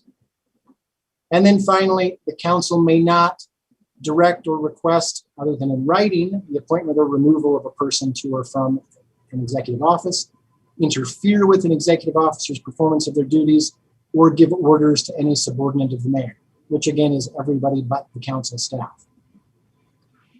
Mr. Jones, yes. Can I ask you just to describe what police powers are? Because from past discussions, I think that it's not the most obvious interpretation of police powers. Yes, that's a great point. There are a number of, it's especially relevant in Utah because of the case law surrounding it. So there is a provision of state code that provides essentially that the council can pass any legislation necessary to preserve the health and welfare of the citizens of the city. There's actually a longer list of the things that that legislation can be pointed at, besides just the health, welfare, and general well-being, but there's a whole list of them. And that is referred to as the police power.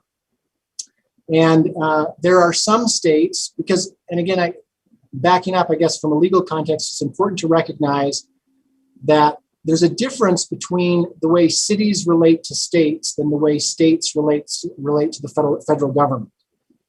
In our national government of federalism, you'll know that the Constitution reserves to the states all powers not specifically granted to the federal Congress. It's not actually, a lot of people assume that it works that way at the state level, and it's not actually that way. It's actually the flip side. Cities, as political subdivisions of the state, only have those powers that the state grants to them. However, the state has granted to the city this police power, which is the power to pass any legislation reasonably related to the general health and welfare of the citizens, except to the extent that state law already preempts them from doing that by telling them that they can't. For example, gun regulations.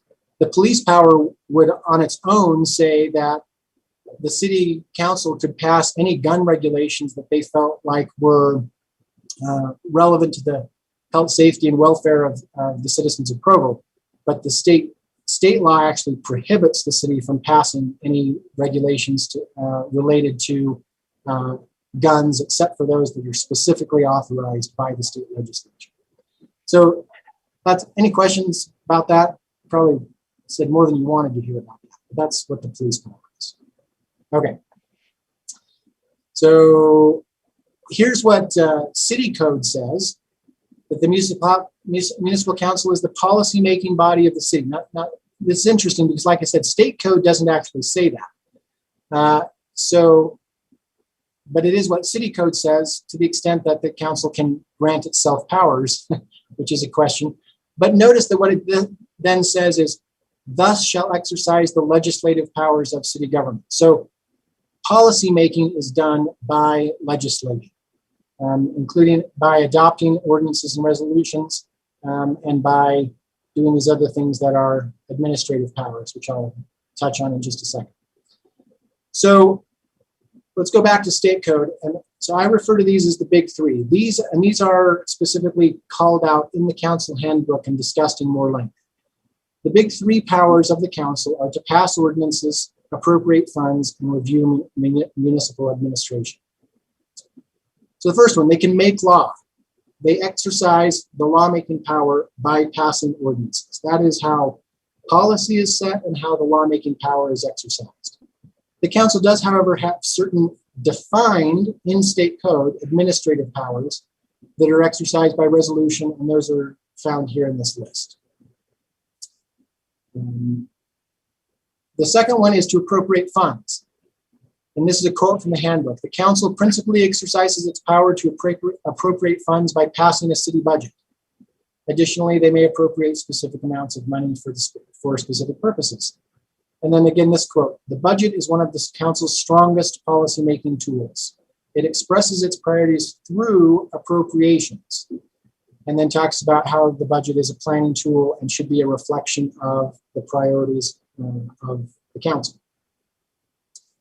And then finally, executive oversight. Again, this is a quote from the handbook. The council has an express mandate under state law to, quote, review municipal administration. But consistent with the strict separation of powers, Utah law prohibits council members from interfering with officers in the performance of their duties. The council may not give orders to any subordinate, either publicly or privately, but may make suggestions and recommendations. And again, recognize here that this is the council acting as a body. And again, the council acting as a body may investigate the administration of city government and make policy recommendations. So then here's some, from the handbook, some ways in which oversight is exercised. Through the yearly audit and financial report, through advice and consent of mayoral appointments, and through requests for information. And here we have two quotes again from the handbook. These are policies that have been worked out in the past between the council and the administration about how requests for information from the council should be handled.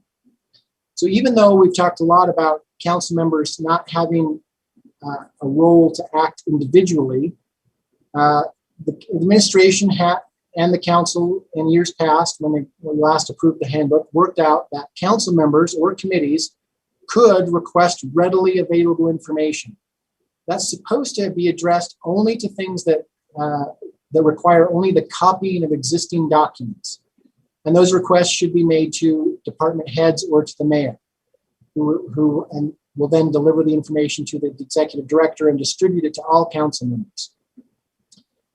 If, however, the mayor believes that the requested information requires sufficient effort to justify more approval, the mayor can notify the chair that it needs the approval of 4 or more council members in order to provide the information. Usually that's done in a work session discussion, or could even be done in writing by email or some other method. And when the approval is actually obtained, then the request is forwarded by the chair to the mayor, and they agree upon when the information is going to be delivered. So all of that harkens back to this idea of the fact that, again, it is the council that exercises oversight. The typical form of doing so, if you look at both the state and national level, is usually either the formation of committees or the holding of hearings. Now, on the city level, we haven't typically mirrored something like federal hearings where witnesses are subpoenaed, but the normal course of procedure over the years has been, if there is a topic where a council member wants to review municipal administration of a certain in a certain topic, the way that would typically be done is following the rules and procedures of the council. That council member would seek the cooperation of at least one other council member, who would then approach the council chair and ask for a work session agenda item to be planned. And the chair or executive director would then communicate to the mayor what the topic was that the council members wish a presentation to be presented on. And the mayor would then appear with administrative staff and present the information about whatever the topic was, and could answer questions, and councilors could obviously make suggestions.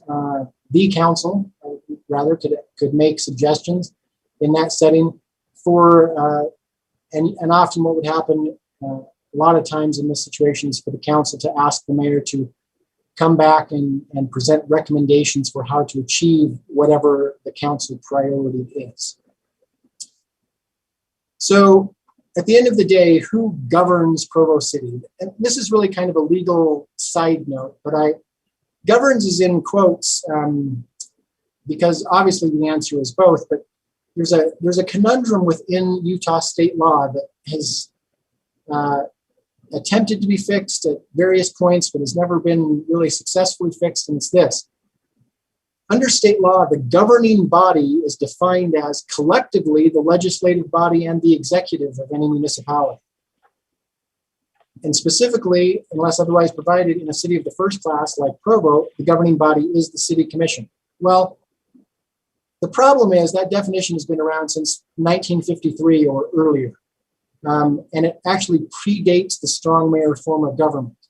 And obviously that definition doesn't make any sense in the strong mayor form of government. So the legislatures tried to fix it a couple times. In 1975, they said governing body means the legislative body of any city or town organized under this act, meaning the strong mayor or the optional forms of government act. The problem is then they repealed that and did away with it. So that's no longer part of the code. Then in 1977, they tried again and said, each municipality shall have a governing body which shall exercise legislative and executive powers unless the municipality is organized with separate executive and legislative branches. Okay, that makes sense as just a statement of fact, a statement of truth, but they did not then go on and define who the governing body was in that specific exception. So that didn't help very much either. And in fact, that definition was around until sometime after this 2004 case, where the Utah Supreme Court threw their hands up in the air for the second time and said, we've determined that there's no meaning of this phrase that will remain true to the purpose and intent of the act. So it's impossible to reach a rational statutory reconciliation. So the Utah Supreme Court has essentially said, the statutory definition of governing body has no meaning with respect to the strong mayor form of government. So from now on, anytime we have to address one of these questions, we're going to turn to the structure of governmental institutions. In this particular case, they were looking at whether the mayor got a vote on a resolution by the governing body to change the form of government. And they ultimately, determining that state code didn't give them an answer, they turned and looked at the federal government and said, we're going to say no, but we're going to say no, not because of what state code tells us, but because of how the federal government usually works. So that would be ostensibly the position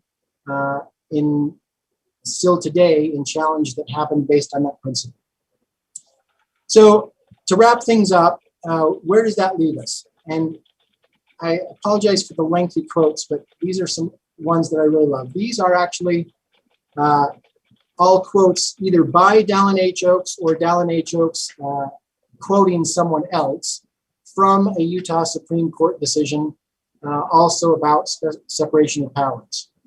So he says, experience with constitutional government has taught that separation of powers must be applied in a practical rather than a doctrinaire manner.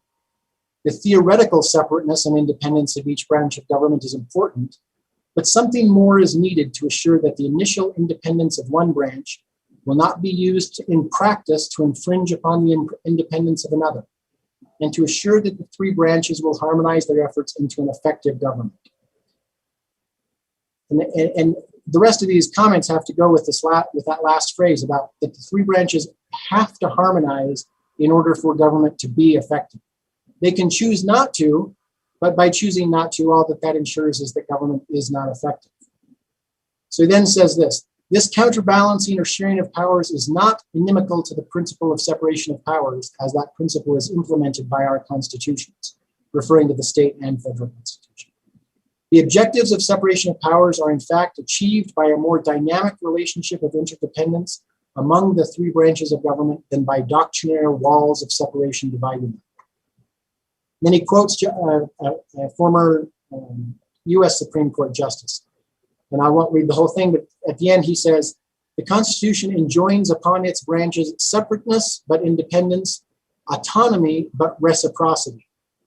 In other words, we have to get along to get on, right? That the separate branches of government are actually not only independent, but as Larry Tribe described in his work on constitutional law, it is institutional interdependence rather than functional independence that best summarizes the American idea of protecting liberty by fragmenting power.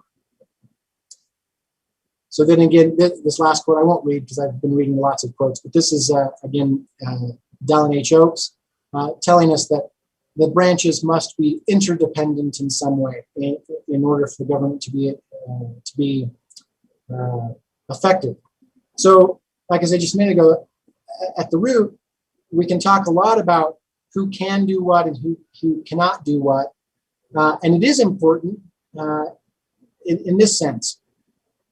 Like I just said, it seems pretty clear that the branches cooperating and being interdependent upon each other is the way for government to be effective.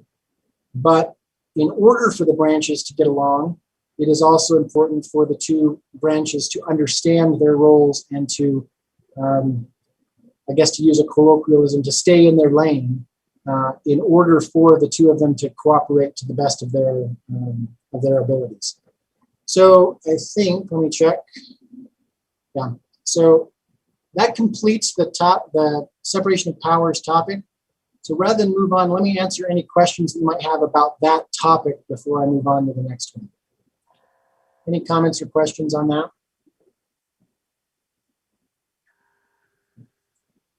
Seeing none, I'll move along. Mr. Johnson, Yes. I'd just like to make a quick comment. I feel like we have a pretty good example going here in Provo right now of institutional interdependence and reciprocity. I'm sure there's probably room for improvement, but just from what I've seen, it feels like that's where we're at to me, and I think it's a good thing.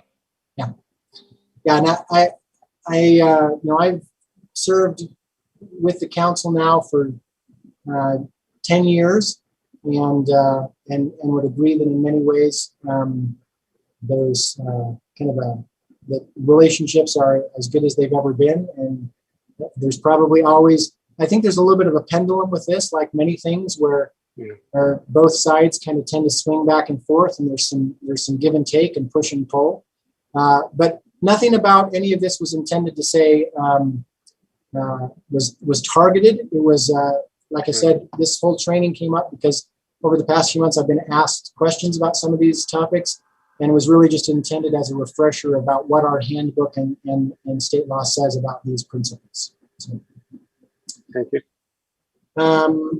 So moving on, ethics rules. So there are two sources of ethics rules that are applicable to the council. First, state law in the form of the Municipal Officers and Employees Ethics Act prohibits certain acts and requires disclosure of certain situations. Interestingly, state law itself does not ever require recusal. But City Code then does require recusal in some certain situations. So we'll talk briefly about those. So here are the things that under the Ethics Act, under the State Ethics Act, you as council members may not do. You may not disclose or improperly use information acquired in your official duties, or use or attempt to use your official position for either of these two purposes: to further substantially a personal economic interest, or to secure privileges or exemptions for anyone, not just for yourself, but for anyone. You may not receive or solicit for anyone, that is on behalf of anyone, a gift or an economic benefit similar to a gift, which would include loans. It's at below the market rate and some other things like that. If those gifts or economic benefits would tend improperly to influence a reasonable person in your position to depart from the faithful and impartial discharge of your duties, or if you know or a reasonable person in your position should know, given the circumstances, that the gift is primarily for the purpose of rewarding you for official action taken. You also may not receive or agree to receive compensation for assisting in transaction involving the city unless you file a sworn statement with the mayor 10 days before, at least 10 days before, and disclose the required information about the transaction in an open meeting. Obviously, I would say I've said this probably every time I've done a training on this and quoted this section. It still surprises me to this day that it actually is allowed for you to do that as long as you disclose it. And I would, my personal recommendation from a political standpoint is, I don't think you should do that even if you do disclose it. But it is permitted under state law so long as the proper disclosures are made in time. But Councillor Ellsworth, I noticed you had a hand up. Yeah, I'm curious about the kind of the top section, the secure special privileges or exemptions for anyone. What does that mean? What does that look like? I know a lot of times it's vague on purpose, but what could you expand on that for us? That's a good question. So the other one I think is a lot more common. I've seen allegations from around the state at times of elected officials taking information that they learned, for example, in a closed meeting about upcoming land deals and trying to use that to leverage their personal property holdings or obtain a piece of property that they know is going to be for sale or know is going to be desired later. But that's obviously an example of the first one. An example of the second one, I don't know that I've ever actually seen an example of that. Something that comes to mind is, let's say you had a developer come in and pitch some special thing. Let's say somebody came in and said they were going to build Disney World Provo, right? Disney comes in and pitches that to you in closed meeting. And then afterwards you approach a council member approaches one of the presenters and says, I'd be happy to vote for that if my family and I can have free lifetime passes. Or perpetual fast pass privileges or something like that. Even that is kind of, there's a line of personal economic interest there as well, but it'd be that kind of thing. Maybe that you ask to be able to attend a special event or something like that. Any additional question on that? Councillor Handley. Yeah, I guess I'm still a little confused. So, because it does seem like anytime you're actually trying to pursue a piece of legislation, almost of any kind, you could be argued to be securing privileges or exemptions. I mean, if there's an exemption that you're arguing for in your ordinance that happens to benefit somebody, it says here anyone, then how is that not unethical? Well, let's back up and look at the first few words. The prohibition is on disclosing or improperly using information. And first of all, it's got to be private, controlled, or protected information. So if we look back to the grandma training, private is usually things like personal telephone numbers, certain security information. That's probably not going to really apply. Although I suppose you could attempt to blackmail an undercover officer or something. But again, that's not something that's going to come up. Controlled is usually medical information that the city has for some reason. Again, that's not usually going to come up. So the most frequent one is going to be protected information. So again, I think the most common example of this is going to be if you have information that you only know because you were present in a closed meeting because you are a city councilor, and you go out and tell people that information, or use that information, the fact that you know that information and other people don't know that information. Sorry, you use that information because you know it and other people don't, in order to achieve some end specific to yourself. Got it. That makes much more sense. Yeah. Thank you. Any other questions on these prohibitions? Okay. There are some exceptions. Occasional non-cash gifts of less than $50 are not considered, are not included in the prohibition on gifts. Awards for public service are not included. Bona fide loans made in the ordinary course of business and campaign contributions are all not included in the prohibition. However, it's important to know that knowing and intentional violation of those prohibitions requires your removal from office under state law, and it subjects you to criminal penalties ranging anywhere from a Class B misdemeanor to a second-degree felony, depending upon the value. Now, so those were the prohibitions. There are also some required disclosures. You must disclose if you are an officer, director, agent, or employee of, or own a substantial interest in any business entity which does one of the following two things: is subject to the regulation of the municipality, or does or anticipates doing business with the municipality. Of course, there's lots of footnotes on this slide. Substantial interest means that you, your spouse, or your minor children have a 10% or greater interest in the business. And then 2 and 3 note that somewhat oddly, there's different rules regarding how you disclose those two things. But again, we can, it's probably better to just discuss those later as questions arise about the disclosure. You also must disclose if you have any personal interest or investment which creates a conflict between your personal interests and your public duties. The consequences for violating the disclosure rules, again, are that you shall be removed from office if it's a knowing and intentional violation, and that the city may rescind or void any contract that was entered into as a result of that transaction. And so let's see. So let's move on to city code. Again, like I said, state code doesn't require recusal.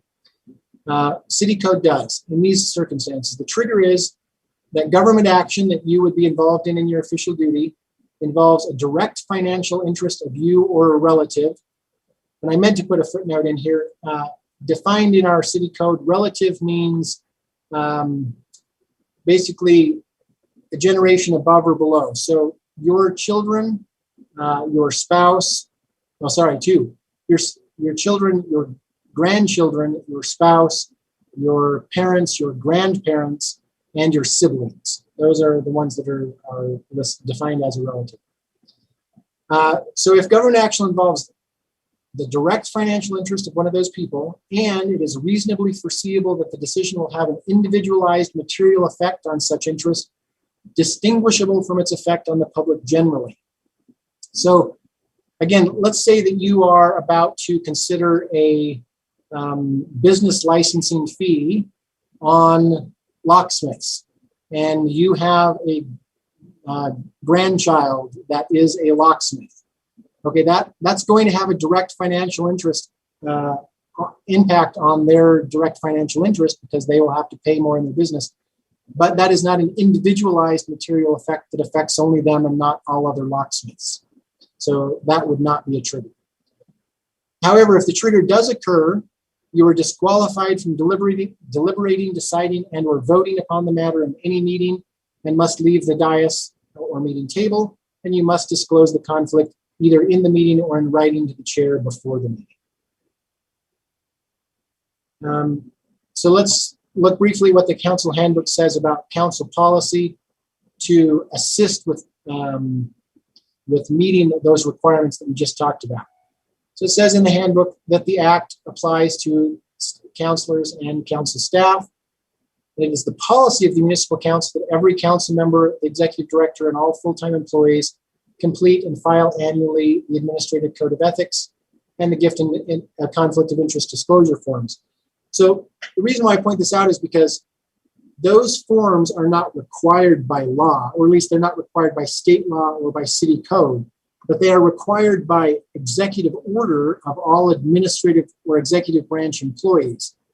By adopting this paragraph of the handbook, the council has also made it the policy of the council that council members and council staff must also file those forms. And the purpose of doing so is to meet the requirements of the above disclosure statutes, because those forms ask about those situations. If an actual or potential conflict of interest arises during the year, you should use a disclosure form to disclose the matter in accordance with the Act's requirements as soon as possible and not wait for annual disclosure. That generally is going to happen if there's a change in employment or a change in ownership of some business and your situation changes. Okay, so that concludes the portion of the training about ethics rules. Any questions about that section? Brian, just a quick question on that last one. Have we done the disclosures for this year yet? I don't recall hearing anything about it. Let's see, I think those usually go out in the fall. Cliff, do you remember if those have gone out yet? I don't think they've gone out so far this year. I believe they go out in the spring, but yeah, and when they come out, we'll remind you of them. Thank you. What usually happens is the city attorney's office actually usually sends them out on behalf of the mayor to all the administrative employees, and we always include the council executive director in that, and then he sends them out to the rest of the council. Councilor Ellsworth? Yeah, I'm just curious, is the mayor and the mayor's office, do they have the same restrictions or constraints that we do, the same reporting policies, the same ethics? Yes. Okay. Yes. Everything we discussed applies to all municipal officers and employees, so, including members of boards and commissions. So we also send those annual forms out to the Planning Commission and the Energy Board and everyone else to also fill those out. Other comments or questions? Okay. So Chair Sewell, sometimes I feel like I need 15 screens while I'm trying to do this, but I don't have up the chair notes. When is this scheduled to end? At 3:30, so we do have about 12 minutes if you wanted to continue. So why don't I ask probably for your opinion? The third topic was to go over rules and procedures. I'm prepared to do that, although it's so much information that I did not end up having time to, and I'm not even sure I could, condense all of that information usably into PowerPoint slides. So what I was going to do is actually switch my screen over to the actual handbook and go through the rules and procedures of meetings chapter.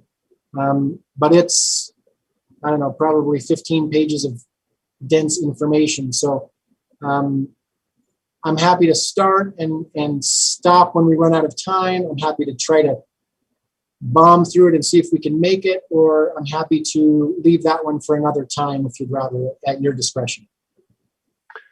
Well, maybe we should leave that for another time. I'm open to what you'd like to do, but since it is a big topic, maybe we ought to hit it all at once. Is that okay?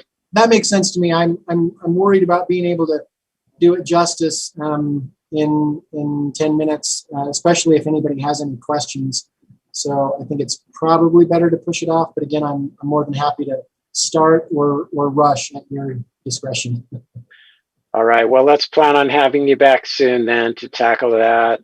And really appreciate this presentation. There were some good reminders in there for all of us, I think. So. Okay. Thank you. All right, let's move on to item number 8, which is a presentation regarding the sales tax increment post-performance payment with Woodside Capital Partners. And this was to be presented by Dixon Holmes.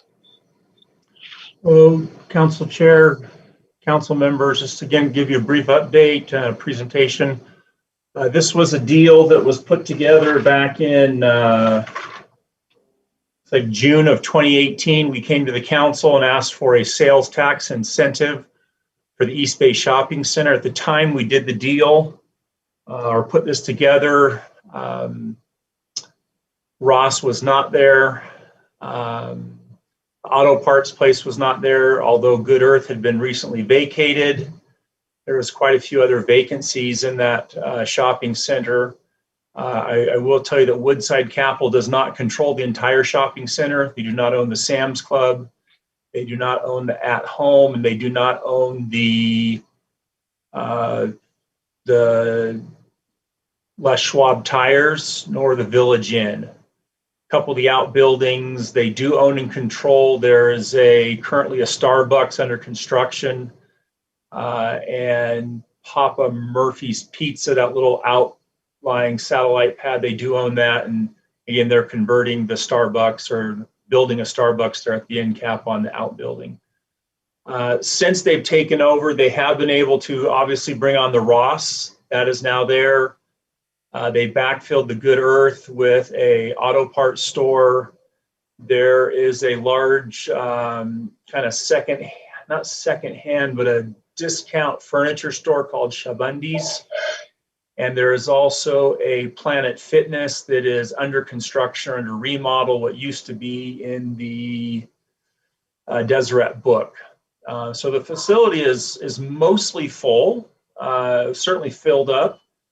To put this in perspective,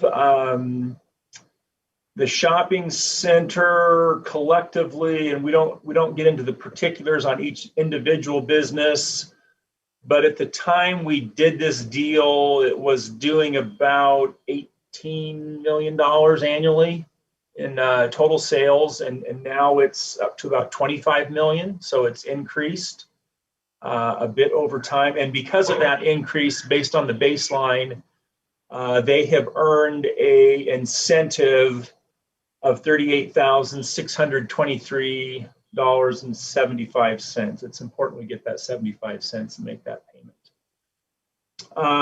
This is a 10-year deal. This is the first payment that we would cut, and it's always post-performance. They have to perform above the baseline, which means the sales tax that was being paid to Provo City in 2018 will continue to be paid to Provo City, and they only earn incentive if they perform above the baseline, which is about $90,000 in sales tax to the city, which represents, again, we don't on the deal, the city only receives 0.5 cent or 0.5%, and that's how it's shared. So we only share that portion that the city receives, but it is above the baseline. So we would expect that there would be 9 more of these payments, such conversations. The city right now has 4 of these sales tax deals.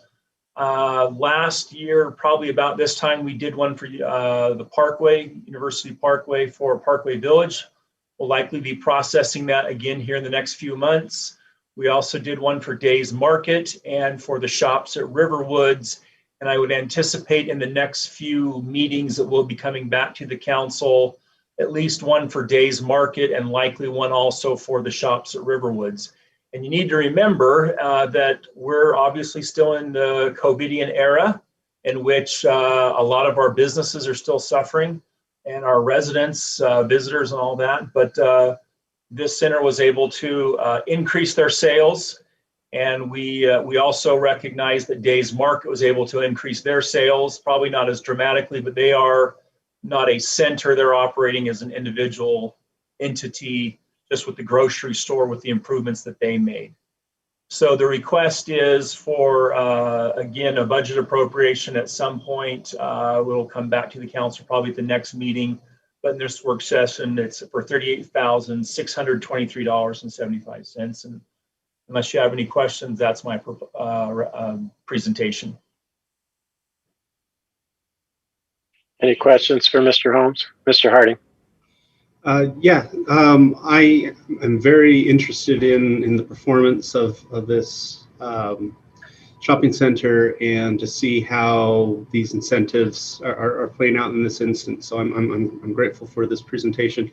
I guess I'm a bit surprised. It sounds like you're coming with an appropriation request. I thought we already authorized this. So I guess I'm surprised that it's even coming back for an additional approval. I just assumed it was already authorized and would just carry on for the 10 years. Yeah, so the agreement was approved. The council authorized the mayor to sign the agreement, but to actually make the budget appropriation, because there was no money actually appropriated, because it's always post-performance. We don't know how much the dollar amount will be. We come back every year for this specific appropriation for the dollar amount. Okay, thank you. Any other questions?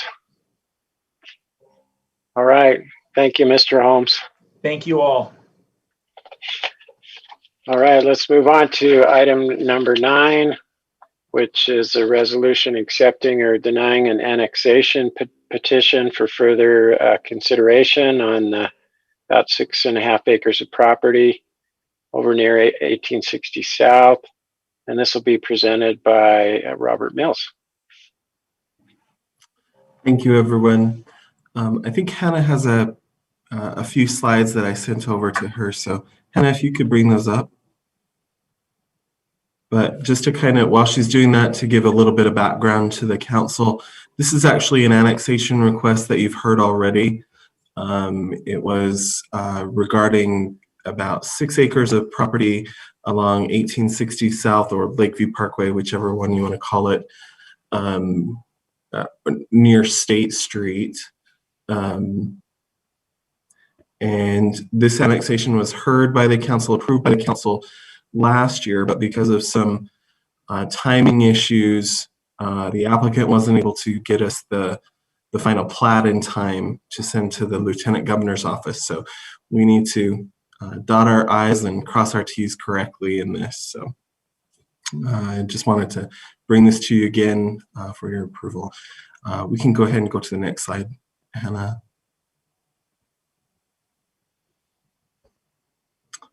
This is the location of the annexation. So what you see outlined in white is actually not within Provo City limits currently. But Hannah, if you go to the next slide, it is on our annexation policy plan. So in our general plan, we have an annexation policy map that shows that this particular area is actually slated for annexation into Provo City in Area 2. You can go to the next one.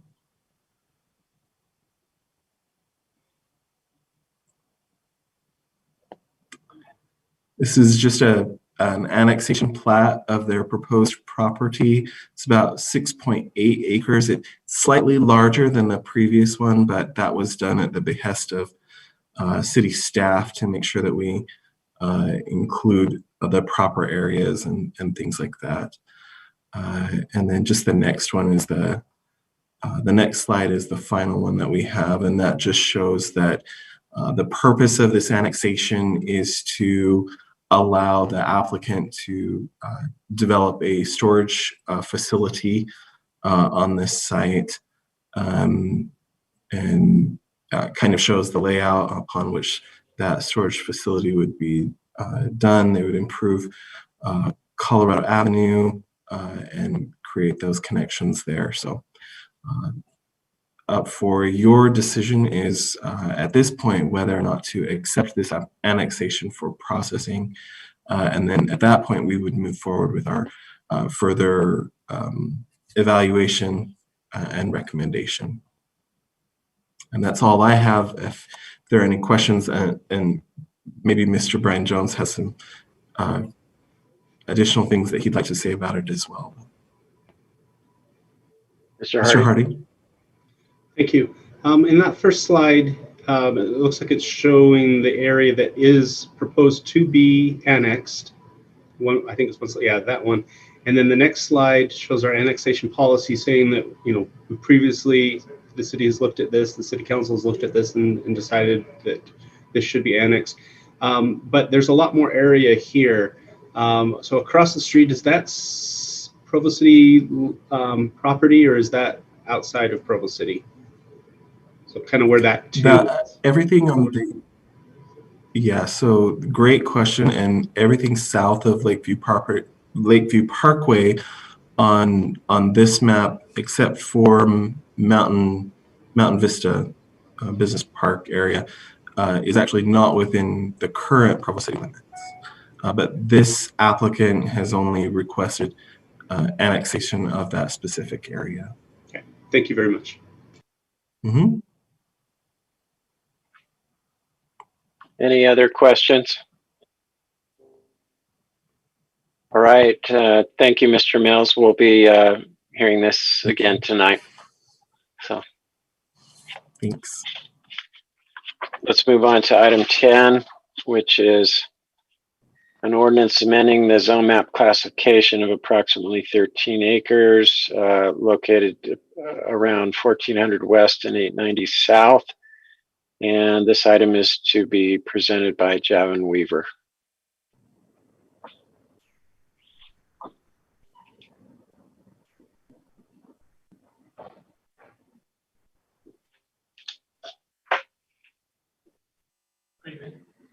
Yeah.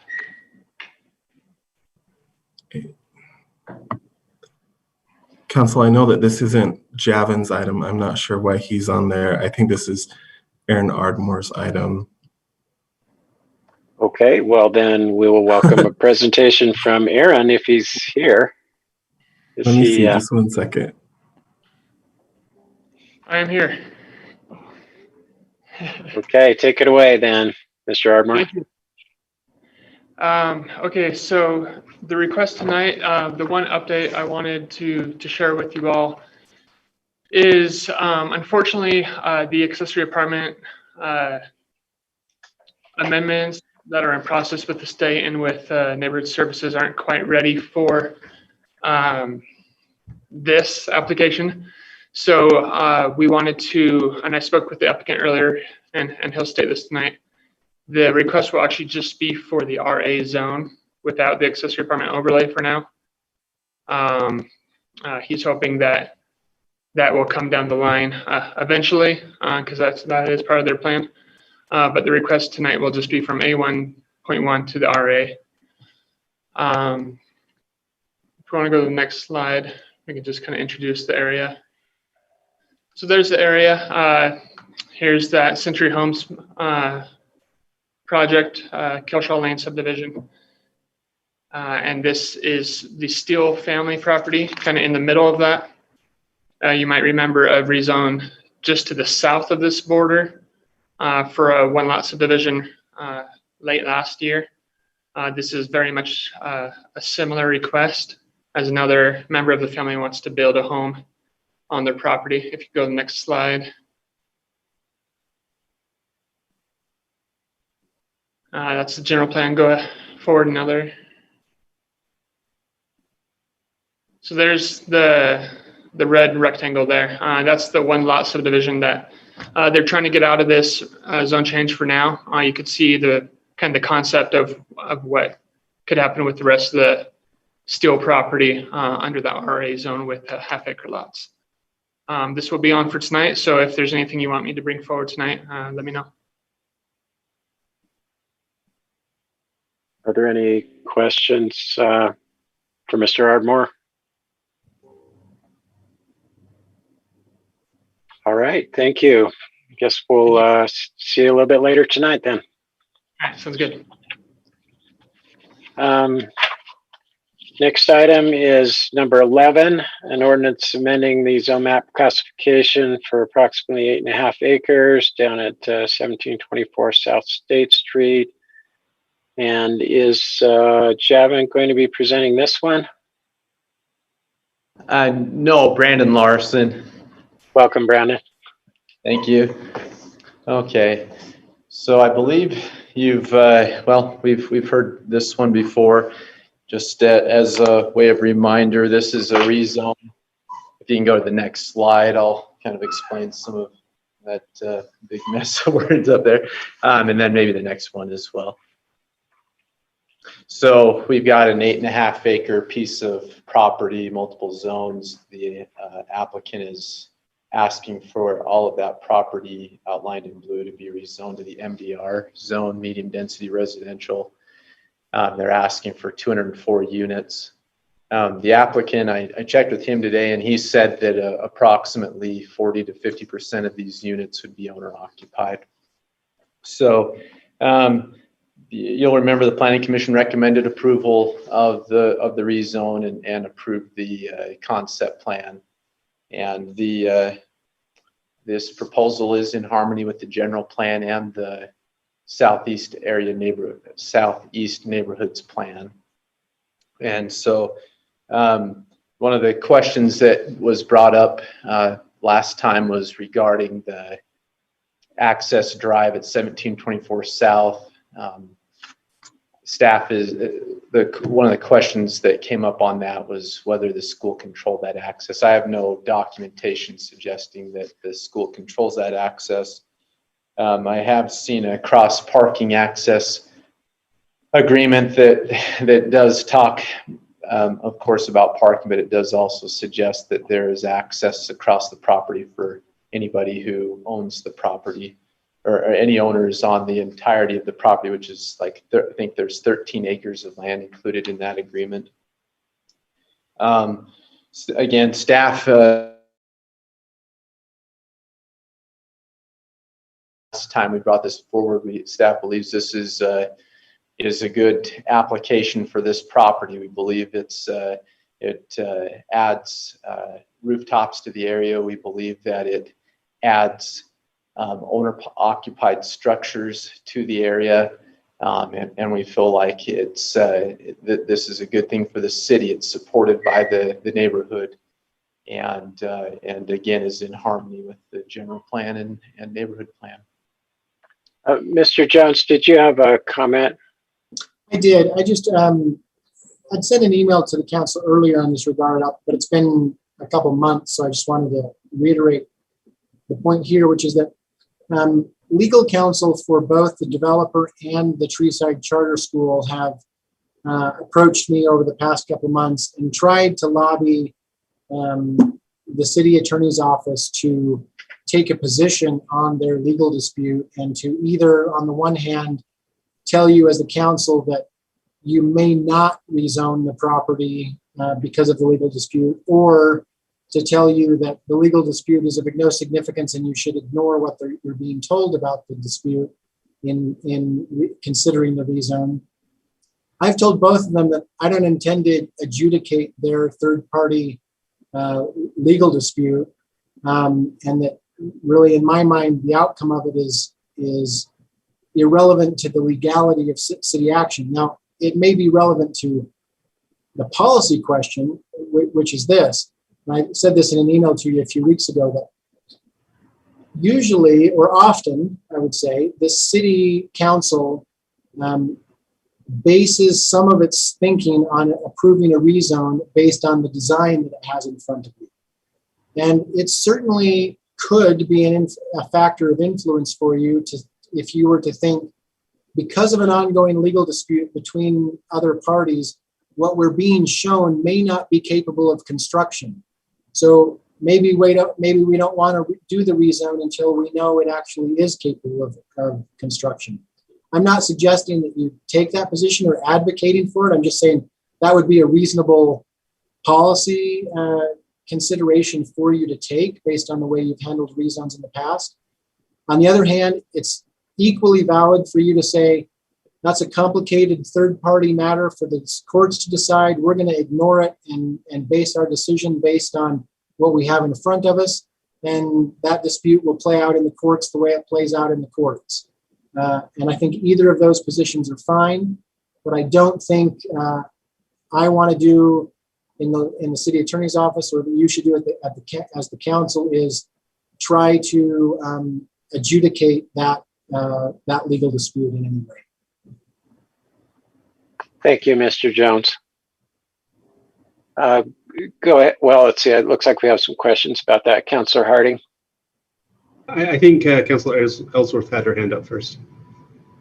Councilor Ellsworth. My questions are not in reference to Mr. Jones's comments, so if your comments are in reference to Mr. Jones's comments, I'll let you go first. Oh, you're on mute, Dave. Toggled one too many times. Thank you.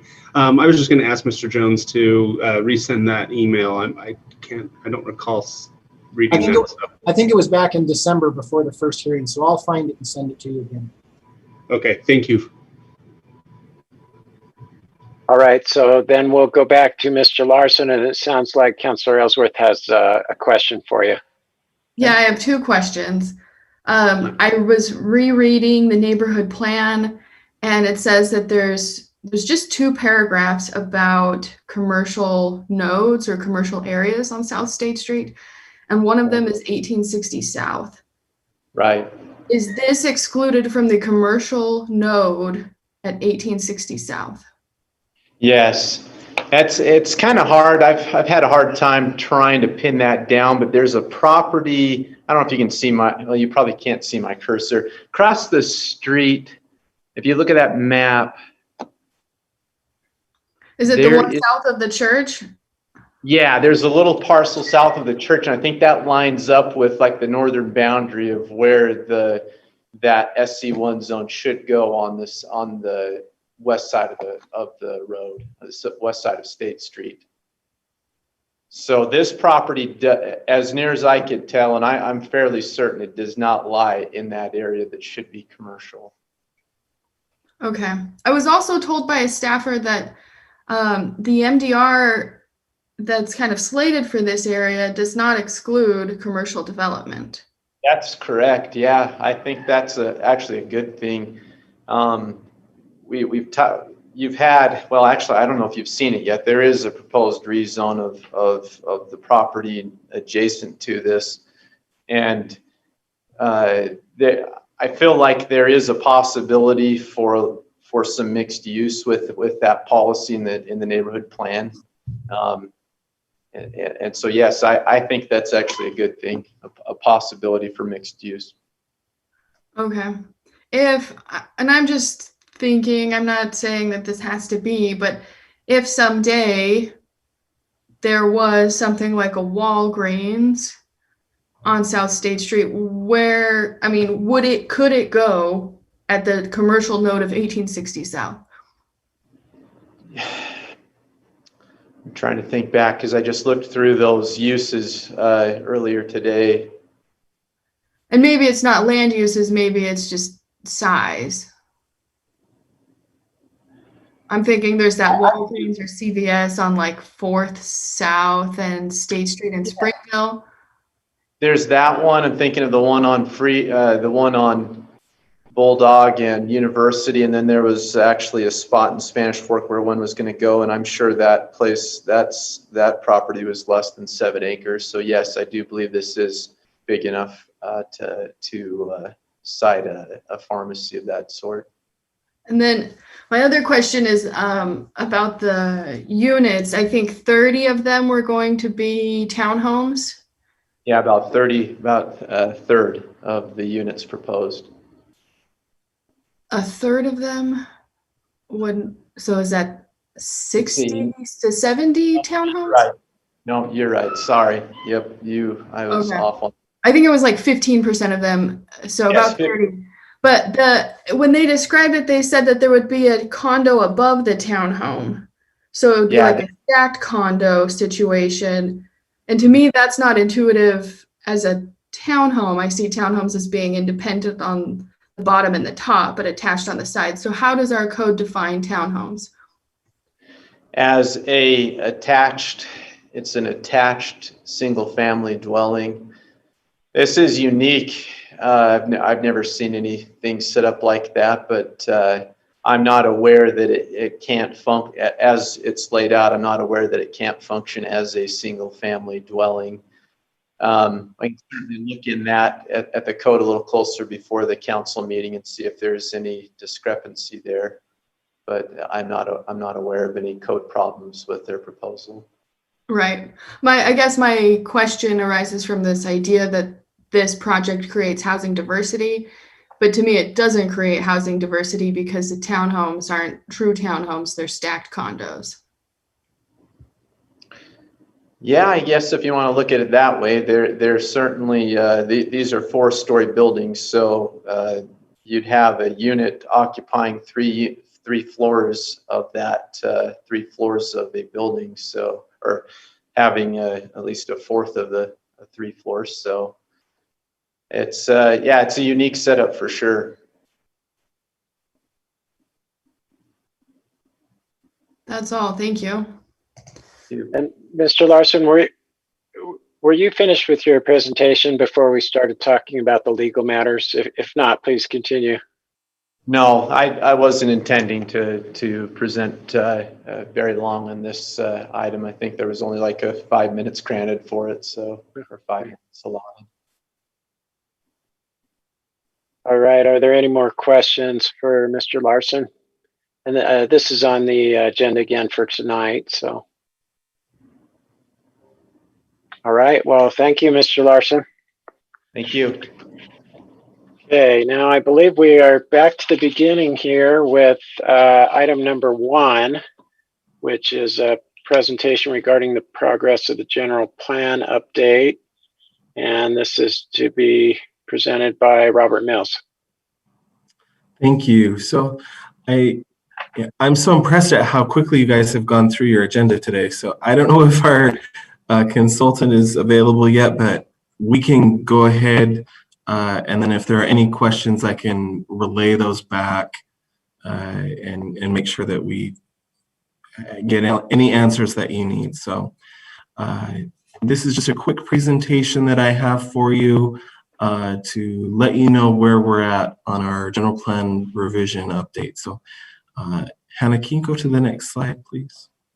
So today I just wanted to kind of cover where we have been, where we're currently at, and what the next steps are going to be. So these slides have been taken from our consultant. They put those together so we can kind of understand this whole process.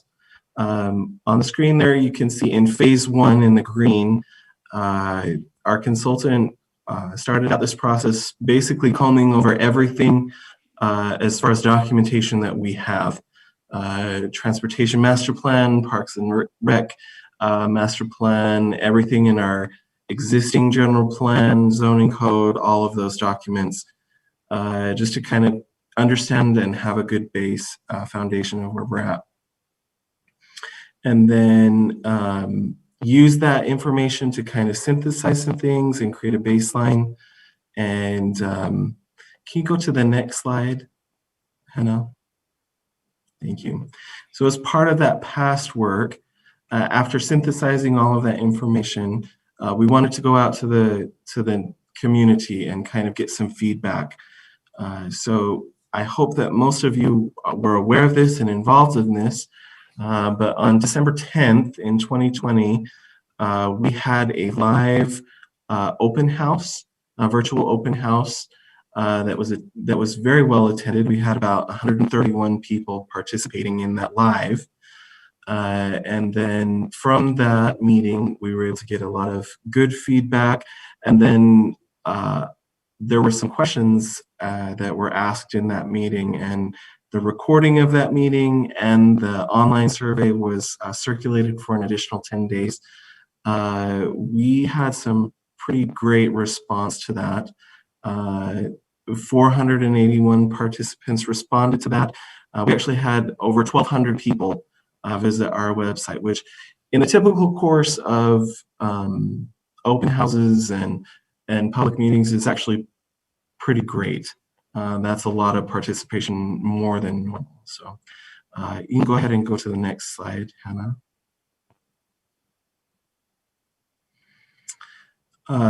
From that, and as part of that open house experience, we wanted to really ask questions of our residents that helped us understand what the values of our community are.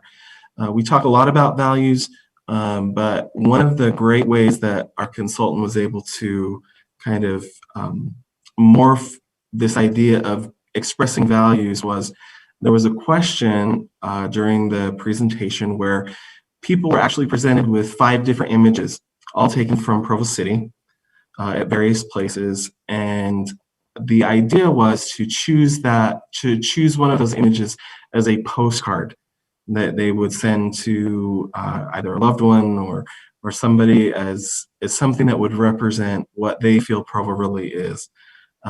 We had a picture of the Riverwoods of downtown, of BYU, and West Provo, and also of the Provo River Trail.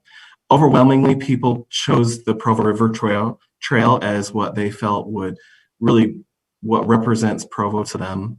And then on that postcard and that image, they were supposed to write some things that really described what Provo is to them. And that was a really great opportunity for us as planners to kind of get a glimpse into what the residents of Provo really think about Provo. And really great exercise to help them verbalize those feelings. Overwhelmingly, that picture and just the idea of Provo's amazing natural landscape and opportunities for outdoor recreation came across as the predominant things that people most value in Provo. So, Hannah, next slide, please. From that, from the synthesis of all that information that we gathered, this is a slide of key understanding and key findings that we were able to take away from that. And our consultant helped us break that down into strengths, opportunities, weaknesses, and threats. So some strengths that are pretty obvious, the sense of community here in Provo, family values, BYU, it's extremely bike friendly and we have great access to public transit. The airport is a great strength, and the existing neighborhoods that we have. Some opportunities that were identified was to increase the density within our city, to address some environmental and traffic concerns that were pretty predominant. Having a kind of a focus on a mix of housing types and to increase the supply of that different mix of housing types is something that was identified as an opportunity. And then additional preservation, additional mixed use opportunities. Some weaknesses that were identified. I don't think that these are going to be surprising to anyone, but just to kind of highlight a couple. Air quality kept coming up over and over and over again as a real concern to people. Food access, especially in West Provo, that has been on the minds of all of you and our mayor for many years now. And us as planners, that's a real high concern and obviously one that the residents are still very, very concerned about. Division in the community. Lots of different highlights of this. We have lots of different groups represented in our community, and sometimes the division in that becomes evident between students versus local people, newcomers versus people that have lived here for a long time, and then some divides along faith and political persuasions. So housing affordability, obviously something that was really brought up a lot. Moving on, threats. This is just something that was kind of categorized into something that Provo really should be taking into account and that our general plan should address ways that Provo can be forward-thinking in these types of things. Population growth is coming, obviously, and I think that the majority of people view that as a threat to our community, our way of life. And so really being able to tackle that head on is something that we need to think about.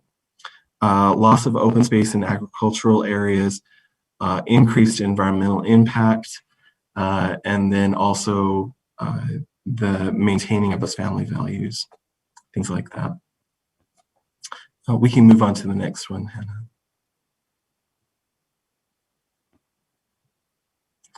So all of that information kind of precipitates into where we are now. And what we're really working on right now with our consultant is a vision and identifying a vision from all of the community values that we had. What you have on your screen is actually a word cloud that was generated live from that open house. The word cloud basically explains what was the words that were used most frequently by those participating are obviously the larger ones. On this one, the ones that stand out are sustainable, safe, family, friendly, and our air. And so what we need to do now is kind of morph this vision and these value statements that were expressed into a real vision for our general plan. Hannah, you can go to the next slide.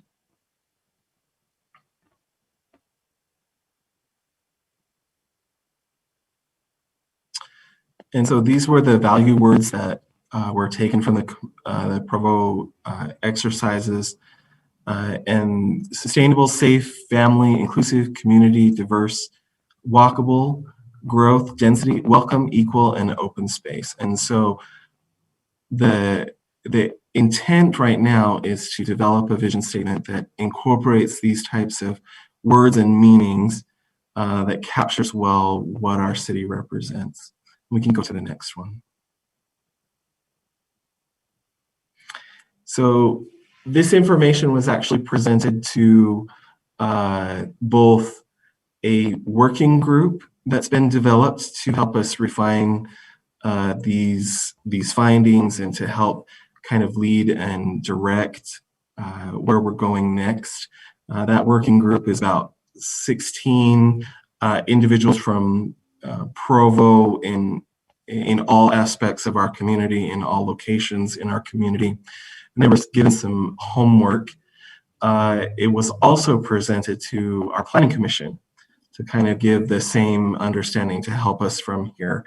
And the homework at this point is to use those words, write their own vision statements for Provo on what Provo is, and then say in 2040 Provo will be, and then we'll get there by. And we've had some really good responses that we're going to be reviewing and kind of helping with morph into where we need to go from here. So next slide, Hannah. So where do we go from here? Additional detail and additional refinement from the residents of our community actually is where we go from here. So in addition to the working group that we have that consists of a lot of different people, and then we want to actually create some specific focus groups that get further information and further refinement. So we're going to be reaching out to business leaders, economic development, parks, recreation, and open space has kind of morphed into a sustainability focus group where we have invited different members of the citizen sustainability group and others to participate in further refining this, and then mobility, which helps with transportation, helps with just all multimodal mobility issues, and then further refine that so we can move on in this process. And then the next slide, Hannah.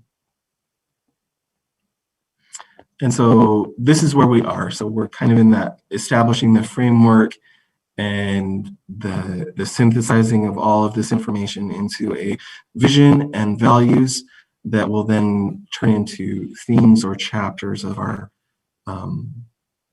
general plan. Where we need to go farther from here is creating a future land use map, additional community engagement. So once we kind of get this part a little bit more refined, we will have another open house and opportunity for additional community engagement, and then start drafting the plan. And then phase 3 is kind of that finalizing, implementing, so that we can have this to all of you by the end of our by the end of the year, so we can make sure that that's adopted. And I just saw that Allison from Design Workshop is here as well, and can answer any questions. But that concludes what I wanted to present to you. But I wanted to make sure that there was time for Allison to present if she needs to, any additional information, and then answer any questions that any of you might have. So Allison, do you have anything to add to that? Thank you, Robert. You did a great job covering what we've done so far. So thank you very much for sharing all of that. I'm looking forward to meeting everyone on the council. I'm happy to answer any questions. And should there be enough time, I have a couple questions for all of you. All right, Councilor Hanley. Well, thank you, Allison and Robert and all those who've worked on this so far. We're really appreciative of this. It's probably the most important thing we'll be doing this year. I think we would all agree. And I appreciate the progress made so far. Do you have a sense that we're still on schedule to be able to have something completed and hopefully even passed by the end of the year? Yes, we've been tracking on schedule very, very timely. So thanks to Robert and his team for helping us keep things moving along. Oh, I would say it's thanks to them. Well, thank you. That's great news. Councilor Ellsworth? Yeah, I am curious if we are, or maybe you can just tell me more. How are we involving the Planning Commission in this process? Because as you know, the state law says that the Planning Commission shall make and recommend to the legislative body a proposed general plan. So tell me more about their role and how they will make and recommend this general plan. Yeah, thank you, Shannon. So we've been working with Robert. I believe he can step in at any point if you need to add to this. Robert's been making updates to the Planning Commission at their meetings. And Robert, do we have Planning Commission members involved with our advisory committee as well as, or I'm sorry, the working group as well as the focus groups? We do. So Brian Henry from the Planning Commission is on our working group. And so providing that feedback in that way. And Shannon, I think that your point is really well taken, that the Planning Commission really does have a purpose to serve in this. And so we're trying to get their feedback. We're getting their responses and their feeling and their information pouring into us. And then kind of at each and every step of this, we reach out to them to get their feedback, invite their participation. And then, of course, they're going to play an even larger role as we move into, after a little bit of formulation is done, they're going to be providing review and critique on what we come up with. And so that I think is when their expertise and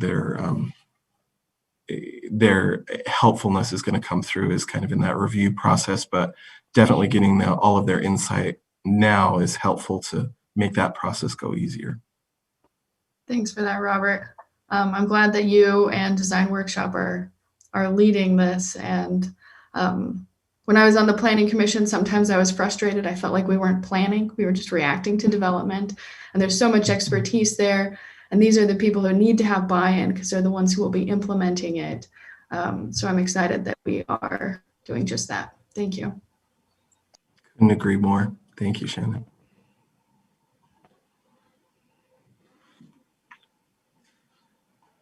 Other questions or comments?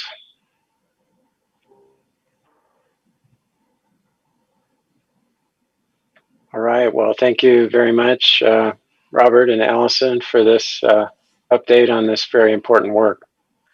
Do you mind? Thank you, guys. Yeah, you mentioned you did have some questions for us. Yeah, Well, if you have time, I certainly don't want to take more time on your agenda. okay. But so if it's available, as we enter into the next community engagement window where we'll be going back to the community, we were curious to hear from all of you. What are some important ways that we might be able to engage the community more broadly? Just what is your perspective on that? Because I know all of you are voices of your community. So what could we do in this next stage of the process, within the scope of the project, of course, to help build that sort of comfort with what we're hearing and the feedback we're getting from the community?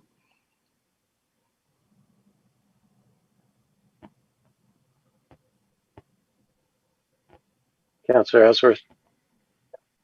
Yeah, I think that is a brilliant question, Allison. Provo, I think our average age is 24.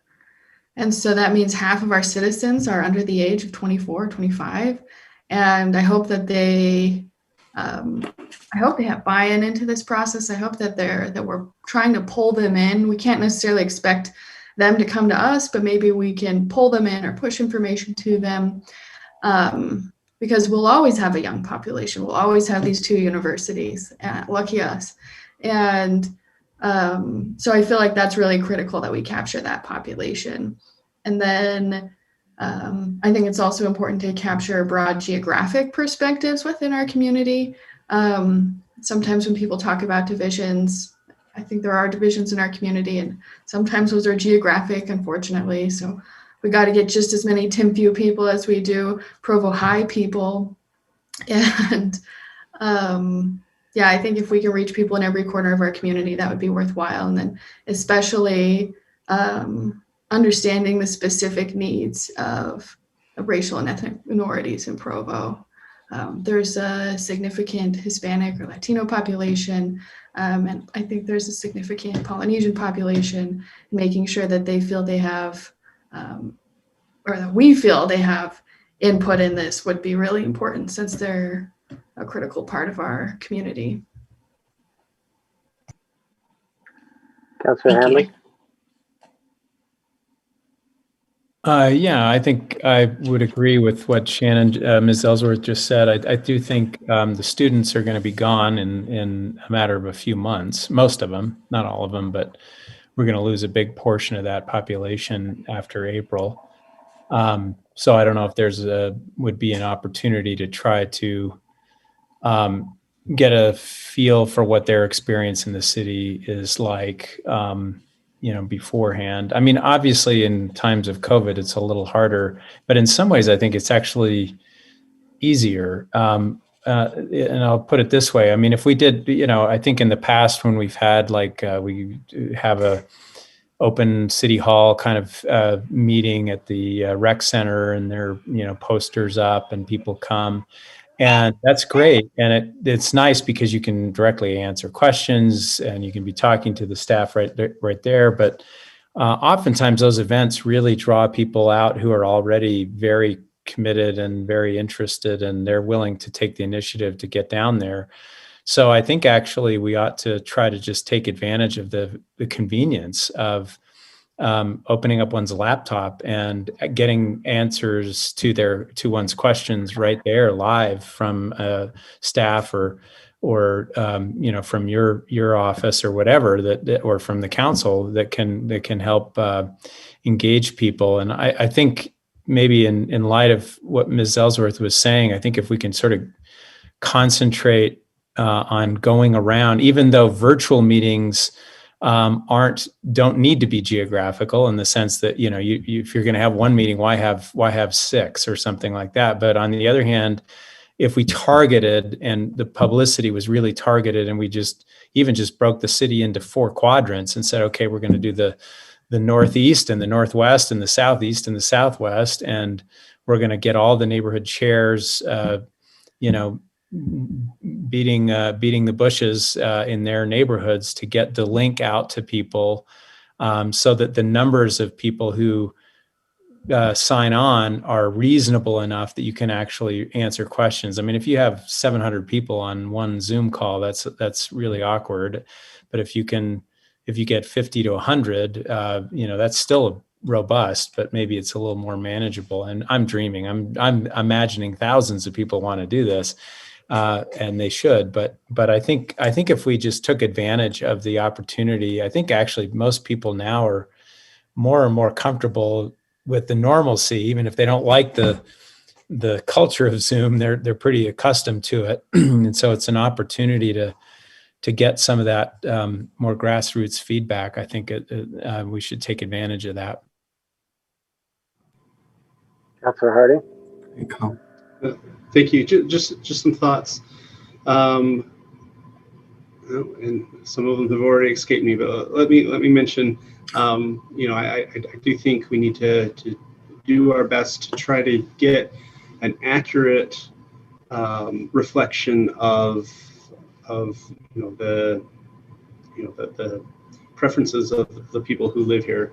We're always going to be biased to hear from the ones who are engaged and those who want to that are vocal, and so we need to consider how we can get kind of the pulse of those who may be less eager to participate.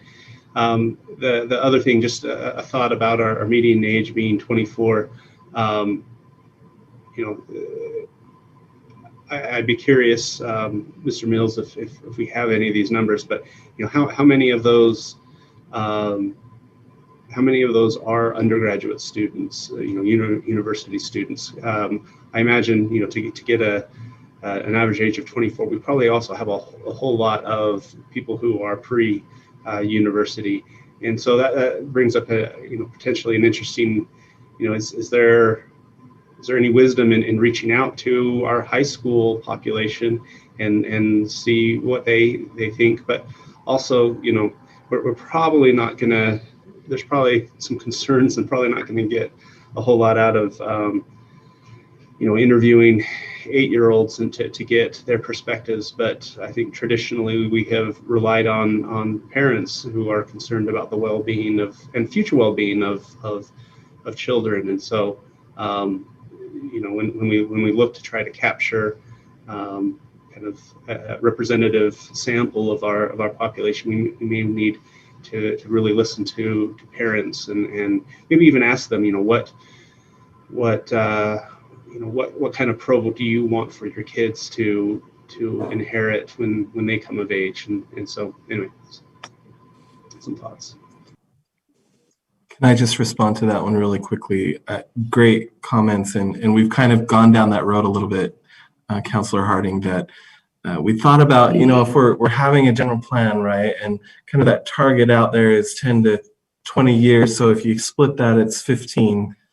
And so really this general plan is kind of designed for the 15-year-old that's going to be 30 in 15 years. And so getting that input is really important. So we're going to be kind of going after some high school, that 9th grade to senior age group, because they really do have a lot of interesting thoughts to share. And this is going to be the city and the general plan that they inherit. So.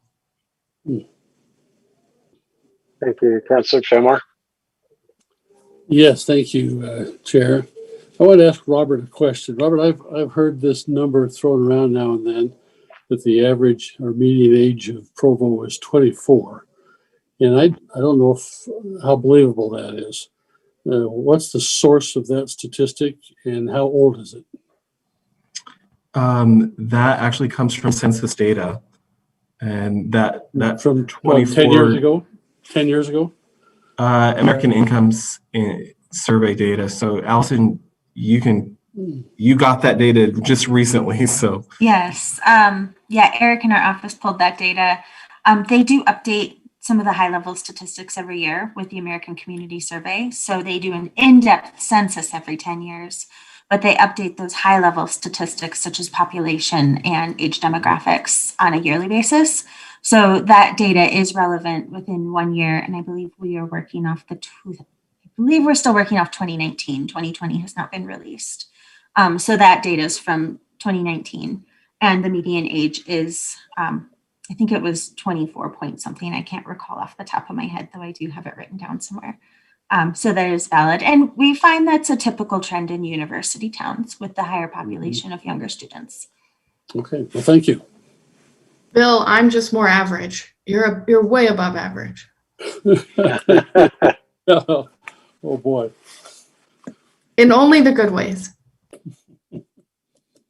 Well, I'm certainly further from the median age than you are, Shannon. That's Thank you. Just a couple of thoughts to add here. I think you've been given some good advice here on ways to connect. You can, I hope you're in communication with our council staff, but they can connect you with our neighborhood chairs to get the word out that way. I appreciated what Councillor Hanley and Councillor Ellsworth said about the student population. I had a thought there. We have some very active reporters at the local university newspaper, and they're always looking for stories about things. So if you were to contact them and publicize whatever you're doing to try to reach out to them, I think you'd get some interest there. At BYU, it's the Daily Universe. I'm hoping maybe UVU has something like that as well.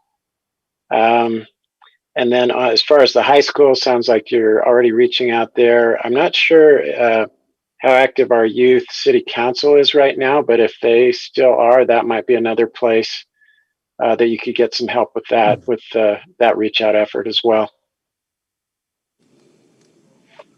Any other questions or comments? All right.